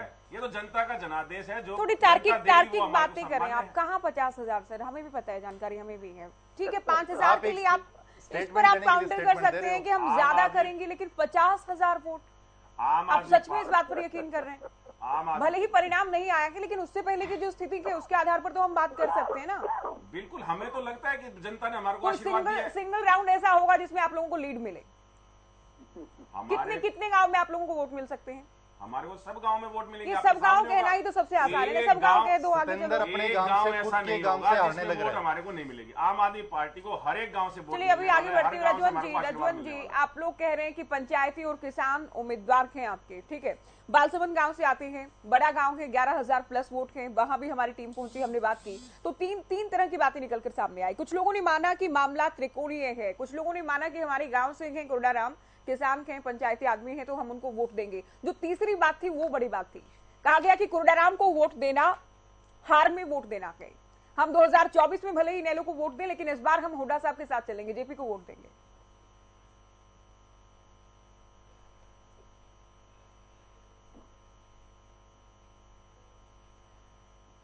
रजन जी, सुना आपने? चलिए, संपर्क आपसे शायद टूट गया है। बजरंग जी, आपका रिएक्शन इस पर बहुत जल्दी। देखिए, जहां तक ज्योति की टक्कर है आमने सामने की, बाकी जो बात भाई साहब ने की सही कहा कि वहाँ पार्टी का अनिलों का वहाँ कुछ होता नहीं रहा कि हार जीत होनी है कांग्रेस और बीजेपी में होनी है। और जहाँ तक मैं समझता हूँ जनता का मन बन चुका था कि इस बार जो है सरकार को हराना है, कुलदीप पे जो नाड में सरिया था वो निकालना है। तो इसलिए जनता ने कांग्रेस के प्रत्याशी भाई जयप्रकाश को वोट देकर जिताने का मन बनाया था और मुझे उम्मीद है कि 100% जयप्रकाश जी जीतेंगे। कई फैक्टर इसमें रहे, मैं उदाहरण तो मैं देता हूँ। एक तो विकास नहीं हुआ, अच्छा। दूसरा क्या था, कुलदीप बिश्नोई कभी जल्दी सी आदमपुर हल्के में आता नहीं था और बब्बे बिश्नोई का तो कोई मतलब ही नहीं था। बब्बे बिश्नोई तो एमपी चुनाव लड़ने के बाद एक बार भी एमपी चुनाव लड़ा, पूरी तरह हार गया, जमान जब्त कराकर। तो जेपी कौन सा वहाँ पर रहते थे सर? जेपी के लिए तो सबसे बड़ा मुद्दा बाहरी तो है ही, साथ ही ये गुमराह करने की बात थी। नहीं, गुमराह की क्या बात है इसमें? जब से एक बार ठीक है टक्कर दी, उसके बाद कब दिखे? हालांकि वो कहते हैं कि मैं तो लोकसभा का चुनाव भी लड़ने आया था, लेकिन ये गुमराह कर रहे हैं जो बार बार बयानबाजी कर रहे हैं। मैं सुन रहा था जयप्रकाश ने सेक्टर 14 के अंदर अपना मकान लिया हुआ है, रेगुलर जनता के बीच में रहता है, महीने में 4 बार यहाँ खुला दरबार, महीने में 4 बार तो वो लगातार जनता से पब्लिक मीटिंग 1-1, 1-2 दिन करता था। और हर चलिए आप लोग ना अपनी बात को आप लोग प्रयास कीजिए, मैं भी प्रयास करूंगी जल्दी जवाब दें, क्योंकि हमें अपडेट भी लगातार देनी है ना।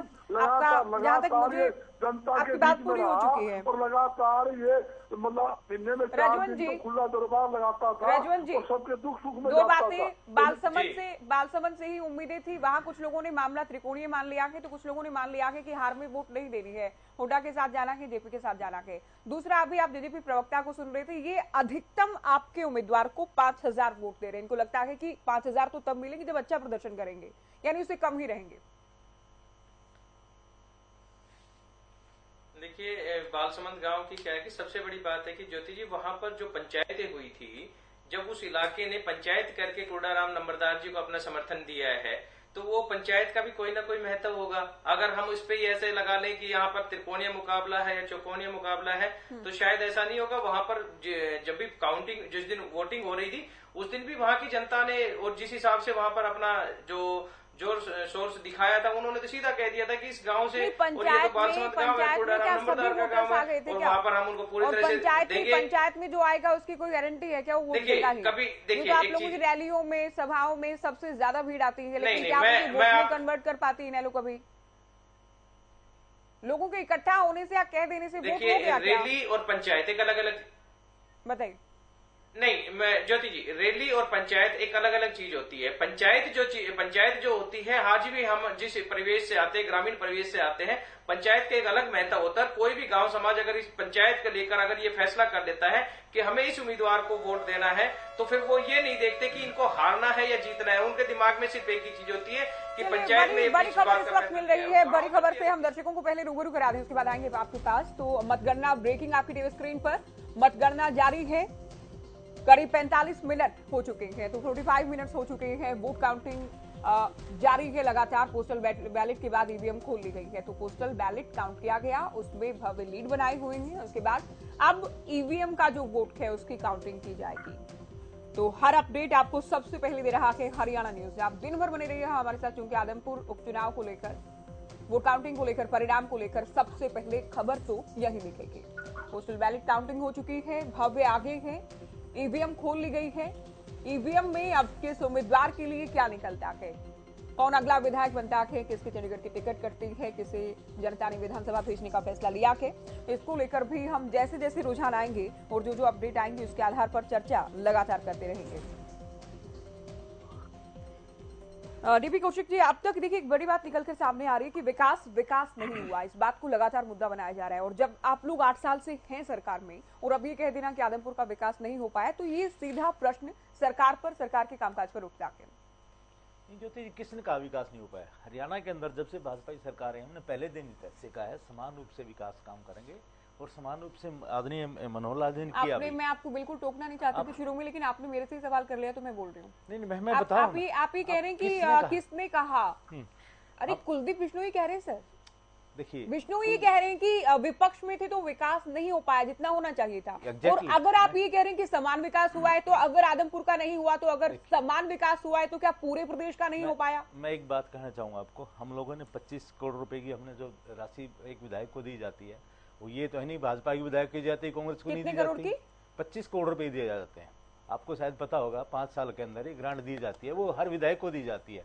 पहले कभी सरकार ने इतना नहीं किया। 5 करोड़ 1 साल का होता है 5 नहीं नहीं, एक कार्यकाल का होता है। एक कार्यकाल। नहीं, तो आप- चलिए मान ली, मैं एक 5 कार्यकाल का होता मैं है, मान लेता हूँ 5 5 करोड़, 5 करोड़ मान लिया मैंने। चलिए 25 तो करोड़ 5 नहीं करोड़ सबके पास जाता है। है। हर साल नहीं दिया जाता, एक कार्यकाल में मुझे एक 5 बात करोड़ है, वो जाता है ना, वो सबके जाता है, पास वो अच्छी पहले, तो वो फिर अच्छी पहले। नहीं है, तो फिर वो विकास उन्होंने करवाया वहाँ 25 करोड़ पे। नहीं। मैं कहता हूँ कि अगर कोई चीज, हमने बार बार यही कहा है, किसी चीज की अगर वहाँ पे जनता की बात कमी रही तो हम उस कमी को पूरा करेंगे। और ओबियसली होता है, सत्ता पक्ष के साथ तो इतना भेदभाव तो हमेशा ही होता है, कि मैं नहीं कह रहा, ये कड़वी सच्चाई है। आप ये कह रहे भेदभाव होता है? नहीं, कड़वी सच्चाई बोल रहा हूँ मैं। सत्ता के साथ जाने तो कुलदेव हमारे मुख्यमंत्री सभी कहते हैं, तो भाई देखिए वो लगाव होता है। और ये चीज तो इतना भेदभाव का मतलब ये है कि वो लोग करना, वो उनको करने की मजबूरी होती है, करना चाहिए, उनको नहीं कर पाते वो। लेकिन सरकार नहीं चाहती ये काम करना, सरकार समान रूप से उनको पैसा देती है, उनको करवाना चाहिए। अच्छा, सत्ता के साथ जाने का यानी मतलब ये होता है, कुलदीप छोटी मोटी नहीं कमियां करवा होती पाए है ना, वो कुलदीप पूरी नहीं करवा करवा पाए। पाए, कुलदीप नहीं करवा पाए। आप देखिए ये कह रहे हैं। वो दुर्भाग्य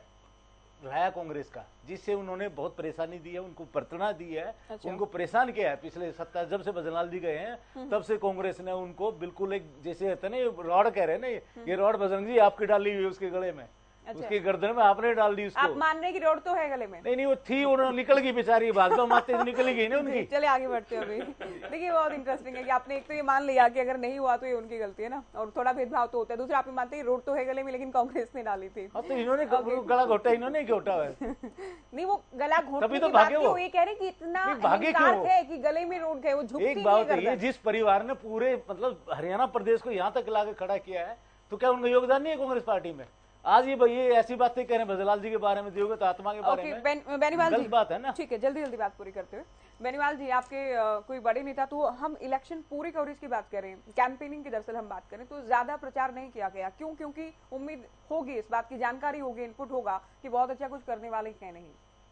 भगवंत मान जी आए थे, हमारे तो पंजाब के सीएम यहाँ पहुंचे थे दौरा करने के लिए, पूरे रोड शो उन्होंने निकाला था। आप कह रहे हैं कि कोई बड़ा नेता नहीं आया? कितने दिन? कितने रोड शो? एक दिन तो निकाला उन्होंने। और जिस दिन अरविंद केजरीवाल जी आने थे, वो आए मोरबी में, अरविंद केजरीवाल जी जिस दिन आने वाले थे उसी दिन मोरबी में हादसा हो गया। मोरबी में हादसा होते अरविंद केजरीवाल जी ने कहा कि मेरे सारे के सारे प्रोग्राम स्थगित हैं अगले 48 घंटे के। वो एक श्रद्धांजलि थी उन लोगों को जो वहां पर एक सरकार की कुनीतियों की वजह से वहां पर जो इतना बड़ा हादसा हो गया छठ पूजा के दिन। क्योंकि गुजरात में भी चुनाव है तो और ठीक है, लेकिन यहाँ आपने बता दिया कि एक दिन आए थे भगवंत मान, अरविंद केजरीवाल को अगर ये होप होती, सुशील गुप्ता जी लगातार बने रहे हरियाणा के प्रभारी, हाँ, वो प्रभारी राष्ट्रीय सलाहकार यहाँ पर बने रहे अनुराग डांडा जी, हमारे संगठन मंत्री प्रवीण प्रभाकर गौड़ जी लगातार बने रहे। हम तो सारे के सारे जितने भी कैंडिडेट हमारे जो पार्टी के जो शीर्ष नेतृत्व है वो सारा का सारा आदमपुर के अंदर। मैं ये कह रही हूँ कि अगर अरविंद केजरीवाल को थोड़ा ये इनपुट होती या फिर ये होप होती कि हम अच्छा करने वाले हैं तो शुरुआत में भी आ सकते थे, उसके बाद भी आ सकते थे। ठीक है, एक बार मेक इंडिया नंबर 1 का प्रोग्राम वो हिसाब से ठीक है, वो हिसाब में कार्यक्रम था, जानकारी है मुझे, लेकिन प्रॉपर कैंपेनिंग करने के लिए आना एक बहुत अलग बात है। प्रॉपर कैंपेनिंग के लिए मैं बता रहा हूँ आने वाले थे लास्ट के दिनों में, लेकिन वहां पर वो जो मोरबी में जो गुजरात के अंदर जो घटना हुई उसके बाद से उन्होंने अपने 2 दिन के प्रोग्राम सारे स्थगित कर दिए थे, इसलिए वो हरियाणा के अंदर। अच्छा जाकर साहब, आप बताएं कि ये कोई दावा भले ही कोई करता रहे, लेकिन ये तो पहले दिन से बहुत साफ है कि मामला त्रिकोणीय तो कतई नहीं है, केवल 2 लोगों के बीच में मुकाबला है। अब मार्जिन कितना होगा, टक्कर कितनी होगी, ये भी देखनी होगी, देखने वाली बात होगी। ये सीधी तस्वीरें हैं, आएंगे आपके पास, ये सीधी तस्वीरें हैं, मैं अपने दर्शकों को बता दूं, ये सीधी तस्वीरें, हमारा कैमरा, हमारे संवाददाता जहां काउंटिंग हो रही है वहां पहुंचे हैं। महावीर स्टेडियम की तस्वीरें आप देख सकते हैं, पूरी तरह से सुरक्षा के कड़े इंतजाम किए गए हैं, वोट काउंटिंग जारी है और धड़कनें कहीं ना कहीं तेज हो गई है, उम्मीदवारों की भी, पार्टी नेताओं की भी, क्योंकि उपचुनाव बहुत कुछ हरियाणा की सियासत में तय करने वाला है। तो वोट काउंटिंग जारी है। एक बार फिर से आपको अपडेट ये दे दें, अपडेट ये कि बैलेट पेपर देखिए काउंट हो चुके हैं, ईवीएम खोली जा रही है, ईवीएम में अब वोट काउंटिंग लगातार जारी है। ये अंदर की तस्वीर हम आपको दिखा रहे हैं जहां पर वोट काउंटिंग हो रही है, आप देख सकते हैं। तो लगातार ये तस्वीर आपको दिखाते रहेंगे, एक्सक्लूसिव जानकारी, हर अपडेट आप तक हम पहुंचाते रहेंगे। पैनल भी लगातार हमारे साथ ही रहेगा, क्योंकि अलग अलग प्रवक्ता दिन भर हमारे साथ जुड़ते रहेंगे। अच्छा जाकिर साहब, आपसे मेरा सवाल ये था कि ये तो पहले दिन से स्पष्ट है ना पूरी तरह से कि मामला कोई त्रिकोणीय नहीं है, ये केवल 2 उम्मीदवारों के बीच लड़ाई। ये ज्योति जी बिल्कुल आप सही कह रहे हो, ये गठबंधन के प्रत्याशी और कांग्रेस के प्रत्याशी के बीच में डायरेक्ट फाइट थी। और रही आम आदमी पार्टी की बात, आम आदमी पार्टी के पास में उस एरिया के अंदर अगर कोई सबसे मजबूत आदमी था या वोटों पे इफेक्ट डाल सकता था, वो थे अशोक तंवर, जिसका इन्होंने अब तक नाम भी नहीं लिया। इन्होंने पता नहीं कौन कौन से नेताओं के नाम गिनाए हैं, जिनका हरियाणा में कोई वजूद भी नहीं है और जिनको लोग जानते भी नहीं। वो तो अरविंद केजरीवाल आए तब उनको बैठने के लिए चेयर भी नहीं दी गई थी। वो एक तस्वीर वायरल हुई थी, ऐसा नहीं कि हम भी ये कह रहे हैं, बट वो तस्वीर एक वायरल हुई थी कि वो साथ में बैठे भी नहीं थे। उससे भी एक मैसेज आता है कि भगवंत मान के अनुराग ठाकुर के साथ में बड़ी उम्मीद के साथ अशोक तंवर एक कोने में खड़े थे। हरियाणा प्रदेश कांग्रेस कमेटी के प्रेसिडेंट थे, उनका एक वजूद था, एक आधार था, जिनका इस्तेमाल इन्होंने आदमपुर में करना चाहिए था। और आदमपुर के इलेक्शन में अशोक तंवर कहीं नजर भी नहीं आए, ना इन्होंने उनका कोई इस्तेमाल किया। और अभी मेरे साथी प्रवक्ता एक मिनट के लिए मेरे साथी प्रवक्ताओं ने 5-6 नाम लिए, लेकिन अशोक तंवर जी का कहीं इन्होंने नाम का जिक्र नहीं किया। अरविंद केजरीवाल जी को यह स्पष्ट हो चुका था कि हरियाणा के अंदर उनका कोई आधार नहीं है, उनका कोई लोगों की उनकी पॉलिसीज लोगों को नहीं समझ में आती। और जिस तरह की बातें मेरे साथी प्रवक्ता कह रहे थे कि आदमपुर के अंदर हम 50,000 वोट लेंगे, ये थोड़ी देर बाद में रिजल्ट आने वाला है और ये भी साबित हो जाएगा कि इन लोगों की स्टेटमेंट का और इन लोगों की कमिटमेंट का आपस में कोई संपर्क नहीं है दूर दूर तक का। देखिए, दोनों उम्मीदवार जिनमें मुकाबला के उनके वोट के बाद 50,000 वोट तो बचेंगे ही नहीं, वो सभी में बांटने के लिए भी नहीं होंगे। ये फैक्चुअल है, इसमें अब हम इधर उधर की बातें क्या करनी, जब सीधा सीधा सीधा ये दिख रहा है कि दो के बीच मुकाबला के और कड़ा मुकाबला के। रजवन जी, अब तो बात ये है कि मार्जिन कितना होगा, मार्जिन कितना होगा इस बात की लड़ाई के, जो भी जीतता के उसका मार्जिन कितना होगा? देखिए ज्योति जी, जिस हिसाब से आपने जो बातें कही हैं और बीजेपी के प्रवक्ता और कांग्रेस के प्रवक्ता जिस हिसाब से बात कर रहे हैं, मुझे नहीं लगता कि ये जो पहले जो मार्जिन जो बता रहे थे कि 1 लाख पार जाएंगे, ऐसा कुछ नहीं है। लेकिन मैं आपको अभी इस चीज के लिए विश्वास दिलाता हूँ कि जिस हिसाब से जो हमारा जो उम्मीदवार था, वो उम्मीदवार एक साधारण परिवार से जुड़ा हुआ उम्मीदवार था, वो जनता से जुड़ा हुआ उम्मीदवार था। वाकई में आप बता पाए, आम आदमी पार्टी के प्रवक्ता ये कह रहे हैं कि 50,000 वोट मिलेंगे इनके उम्मीदवार को। आप भी बता दीजिए कुरडाराम कितने वोट लेंगे, एक नंबर, एक डिजिट। ज्योति जी, यहाँ पे टीवी चैनल पर बैठकर झूठ बोलना हमारी आदत नहीं है। यहाँ पर जो होगा उसको स्वीकारना हमारा काम है। ना तो 50,000 वोट, यहाँ तो 50,000 वोट करे, ये 5,000 से नीचे रहने वाले आदमी है। इनको यहाँ पर था क्या असल में, ये तो आम आदमी पार्टी की तो वैसे ही यहाँ पे हवा हवाई बना रखी थी। हरियाणा की प्रश्न अलग है, ये ऐसा कुछ नहीं है। आम आदमी पार्टी वहाँ झूठे लोगों की पार्टी है, बता दिया झूठे लोगों की पार्टी है। हमें यहाँ पर कुछ नहीं है। आप अकेले बाल समझ से बता दो कि कूड़ाराम जी के इतने वोट आएंगे। इस चीज के बारे में हम पब्लिक के बीच में घूमे, हमें लगा कि हमारे 50,000 वोट आएंगे, हमने बोल दिया। अगर आपको लगता है, आपको विश्वास है इतना, तो आप बोल दीजिए। वो तो जनता का बोलेंगे तब बोलेंगे ना, बोलेंगे। मैं कोई ज्योतिष नहीं हूँ, एक मिनट, ज्योतिष नहीं है तो कोई ज्योति जी मैं कोई ज्योतिष नहीं हूँ यहाँ पर इस चीज के लिए। मैं इस चीज के लिए कोई आंकड़ा आपको तब दे सकता हूँ ना जब मैं इसमें ज्योतिष हूँ। जो रिजल्ट आएगा वो आपके सामने आएगा। और मैं आपको इस चीज के लिए नहीं, मैं आपको इस चीज के लिए इसलिए आश्वस्त कर रहा हूँ कि वहाँ की जनता का प्यार प्रेम कितना मिलेगा वो मैं बता सकता हूँ आपको। और उस चीज में हमें किसी तरह की कोई कमी नहीं थी। आंकड़ों की बात, प्यार प्रेम होगा तो वोट करेंगे, वोट काउंट हो जाएगा। प्यार को काउंट करेंगे, प्रेम को काउंट करेंगे क्या? मैं वोट काउंट होगा, वोट से जीत मिलेगी। ज्योति जी मैं बता रहा हूँ, जो लोग अपने आप को जीतता हुआ बता रहे हैं, डिजिट तो वो भी नहीं बता पा रहे। और अगर हम ये चीज आपको पहले बता देंगे तो आपका बहुत शुक्रिया, क्या फायदा हुआ? आपका भी बहुत शुक्रिया, आपने हरियाणा न्यूज को वक्त दिया। नहीं, ये कह रहे हैं कि हम 15,000 से जीतेंगे, ये कह रहे हैं कि हम 20,000 से जीतेंगे, तो इनकी बातों में चलिए शुक्रिया आपका, बहुत शुक्रिया, आपने हमें वक्त दिया। चर्चा में आप जुड़े। डीपी जी आपका भी बहुत शुक्रिया, स्टूडियो आप आए, चर्चा हमने की। रवि कालीरमन हमारे संवाददाता ग्राउंड जीरो से हैं, महावीर स्टेडियम से हमारे साथ जुड़ गए हैं। रवि, क्या तस्वीर आप देख रहे हैं और क्या अपडेट है इस वक्त वोट काउंटिंग से जुड़ी? बिल्कुल ज्योति, देखिए आप मेरे पीछे तस्वीरों में देख पा रहे होंगे तो तमाम जो चहलकदमी है वो शुरू हो चुकी है और पहले राउंड की गिनती है वो जारी है। पहले राउंड पोस्टल बैलेट का लेकर किया जाएगा और कहीं ना कहीं जिस प्रकार से पोस्टल बैलेट के रिजल्ट आएंगे उसके बाद जो है मशीन्स जो है वो खुलनी शुरू होंगी सेकेंड राउंड की काउंटिंग में। तो ऐसे में कहीं ना कहीं पूरा जो ये उपचुनाव था, आदमपुर उपचुनाव था, इसमें कहीं ना कहीं अब बात सिर्फ काउंटिंग पे है और काउंटिंग जारी जो है वो हो चुकी है। ज्योति, कहीं ना कहीं अगर बात की जाए, जिस प्रकार से मैंने भी प्रवक्ताओं को सुना है, तमाम प्रवक्ता अपनी अपनी जीत के दावे कर रहे हैं, चाहे एनएलडी पार्टी की बात करें या फिर आम आदमी पार्टी की या फिर कांग्रेस या बीजेपी, तमाम जो पार्टियों के कैंडिडेट्स या प्रवक्ता हैं वो जीत के दावे जरूर कर रहे हैं। लेकिन कहीं ना कहीं सीधी सी बात यह है, मुकाबला जो है आदमपुर का बीजेपी और कांग्रेस के बीच देखा जा रहा था। शुरू से ही बीजेपी और कांग्रेस के बीच में ये मुकाबला था और कहीं ना कहीं आज भी यही लगता है कि जो फाइट है वो बीजेपी और कांग्रेस के बीच रहने वाली है। और रही बात जो सिर्फ मार्जिन की, तो मार्जिन तमाम जो पार्टियां हैं अपने अपनी जीत का दावों के साथ 15 से 20 हज़ार का मार्जिन जो है वो मान करके चलती हैं। तो ऐसे में कहीं ना कहीं जिस प्रकार से लगभग 12 बजे के आसपास तक ये पूरी तस्वीरें जो है वो क्लियर होती हुई नजर आ रही हैं कि 12-1 बजे तक तमाम जो तस्वीर है वो क्लियर हो जाएगी, किस पार्टी को कितना मार्जिन मिला है, कौन सी पार्टी जीत के जो है नजदीक है। तो इंतजार सिर्फ 12-1 बजे तक का रहने वाला है, क्योंकि तमाम जो पार्टियां हैं 12-1 बजे तक जो है पूरा सिनेरियो जो है वो क्लियर हो जाएगा। अब रही बात जिस प्रकार से पूरा चुनाव लड़ा गया, मुद्दों के आधार पर चुनाव लड़ा गया, कहीं कहीं भारतीय जनता पार्टी के जो उम्मीदवार हैं भव्य बिश्नोई, उसको पहले राउंड की काउंटिंग जो है ज्योति पूरी हो चुकी है और अभी जो है वो तमाम जो है लोग अभी इसमें बताएंगे किस प्रकार से पहले राउंड में किसका कितना पलड़ा भारी रहने वाला है। आप तस्वीरें दिखाइए।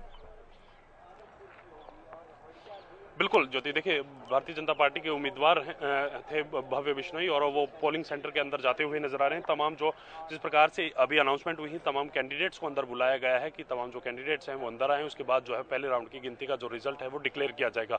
तो पोस्टल बैलेट की जो गिनती है ज्योति वो कंप्लीट हो चुकी है और अब से कुछ ही देर बाद जो है इसका अनाउंस जो है वो कर दिया जाएगा। कहीं ना कहीं जिस प्रकार से मैं मुद्दों की बात कर रहा था, इलेक्शन किस प्रकार से लड़ा गया उसकी बात हम लेकिन इतना जरूर साफ है पोस्टल बैलेट को लेकर, तो बिल्कुल देखिए पोस्टल बैलेट को लेकर तो पहले ही हमने बताया कि लीड सबसे पहले भव्य ने बना ली है और पहले राउंड में भी कहीं ना कहीं क्लियर है कि भव्य ही लीड बनाए रहेंगे, जैसे ही जानकारी हमारे सामने आती। बिल्कुल देखिए, बिल्कुल ज्योति, देखिए बताया यही जा रहा है कि भव्य ने लीड बताई। जो ऑफिशियल अनाउंसमेंट अब से कुछ ही देर बाद जब होगी तो हम बता पाएंगे कितनी लीड जो है भव्य बिश्नोई ने बनाई है, कितने वोट्स किस पार्टी को जो है पोस्टल बैलेट के माध्यम से मिले हैं। लेकिन पहले राउंड की काउंटिंग जो है वो फिलहाल पूरी हो चुकी है। इंतजार है अनाउंसमेंट का, कब अनाउंसमेंट होती है, कब किसके पक्ष में कितने वोट आते हैं, देखने वाली बात होगी। जब से अगर आप कोई जानकारी देना तो पहले जानकारी दीजिए, कोई अपडेट है तो बताइए।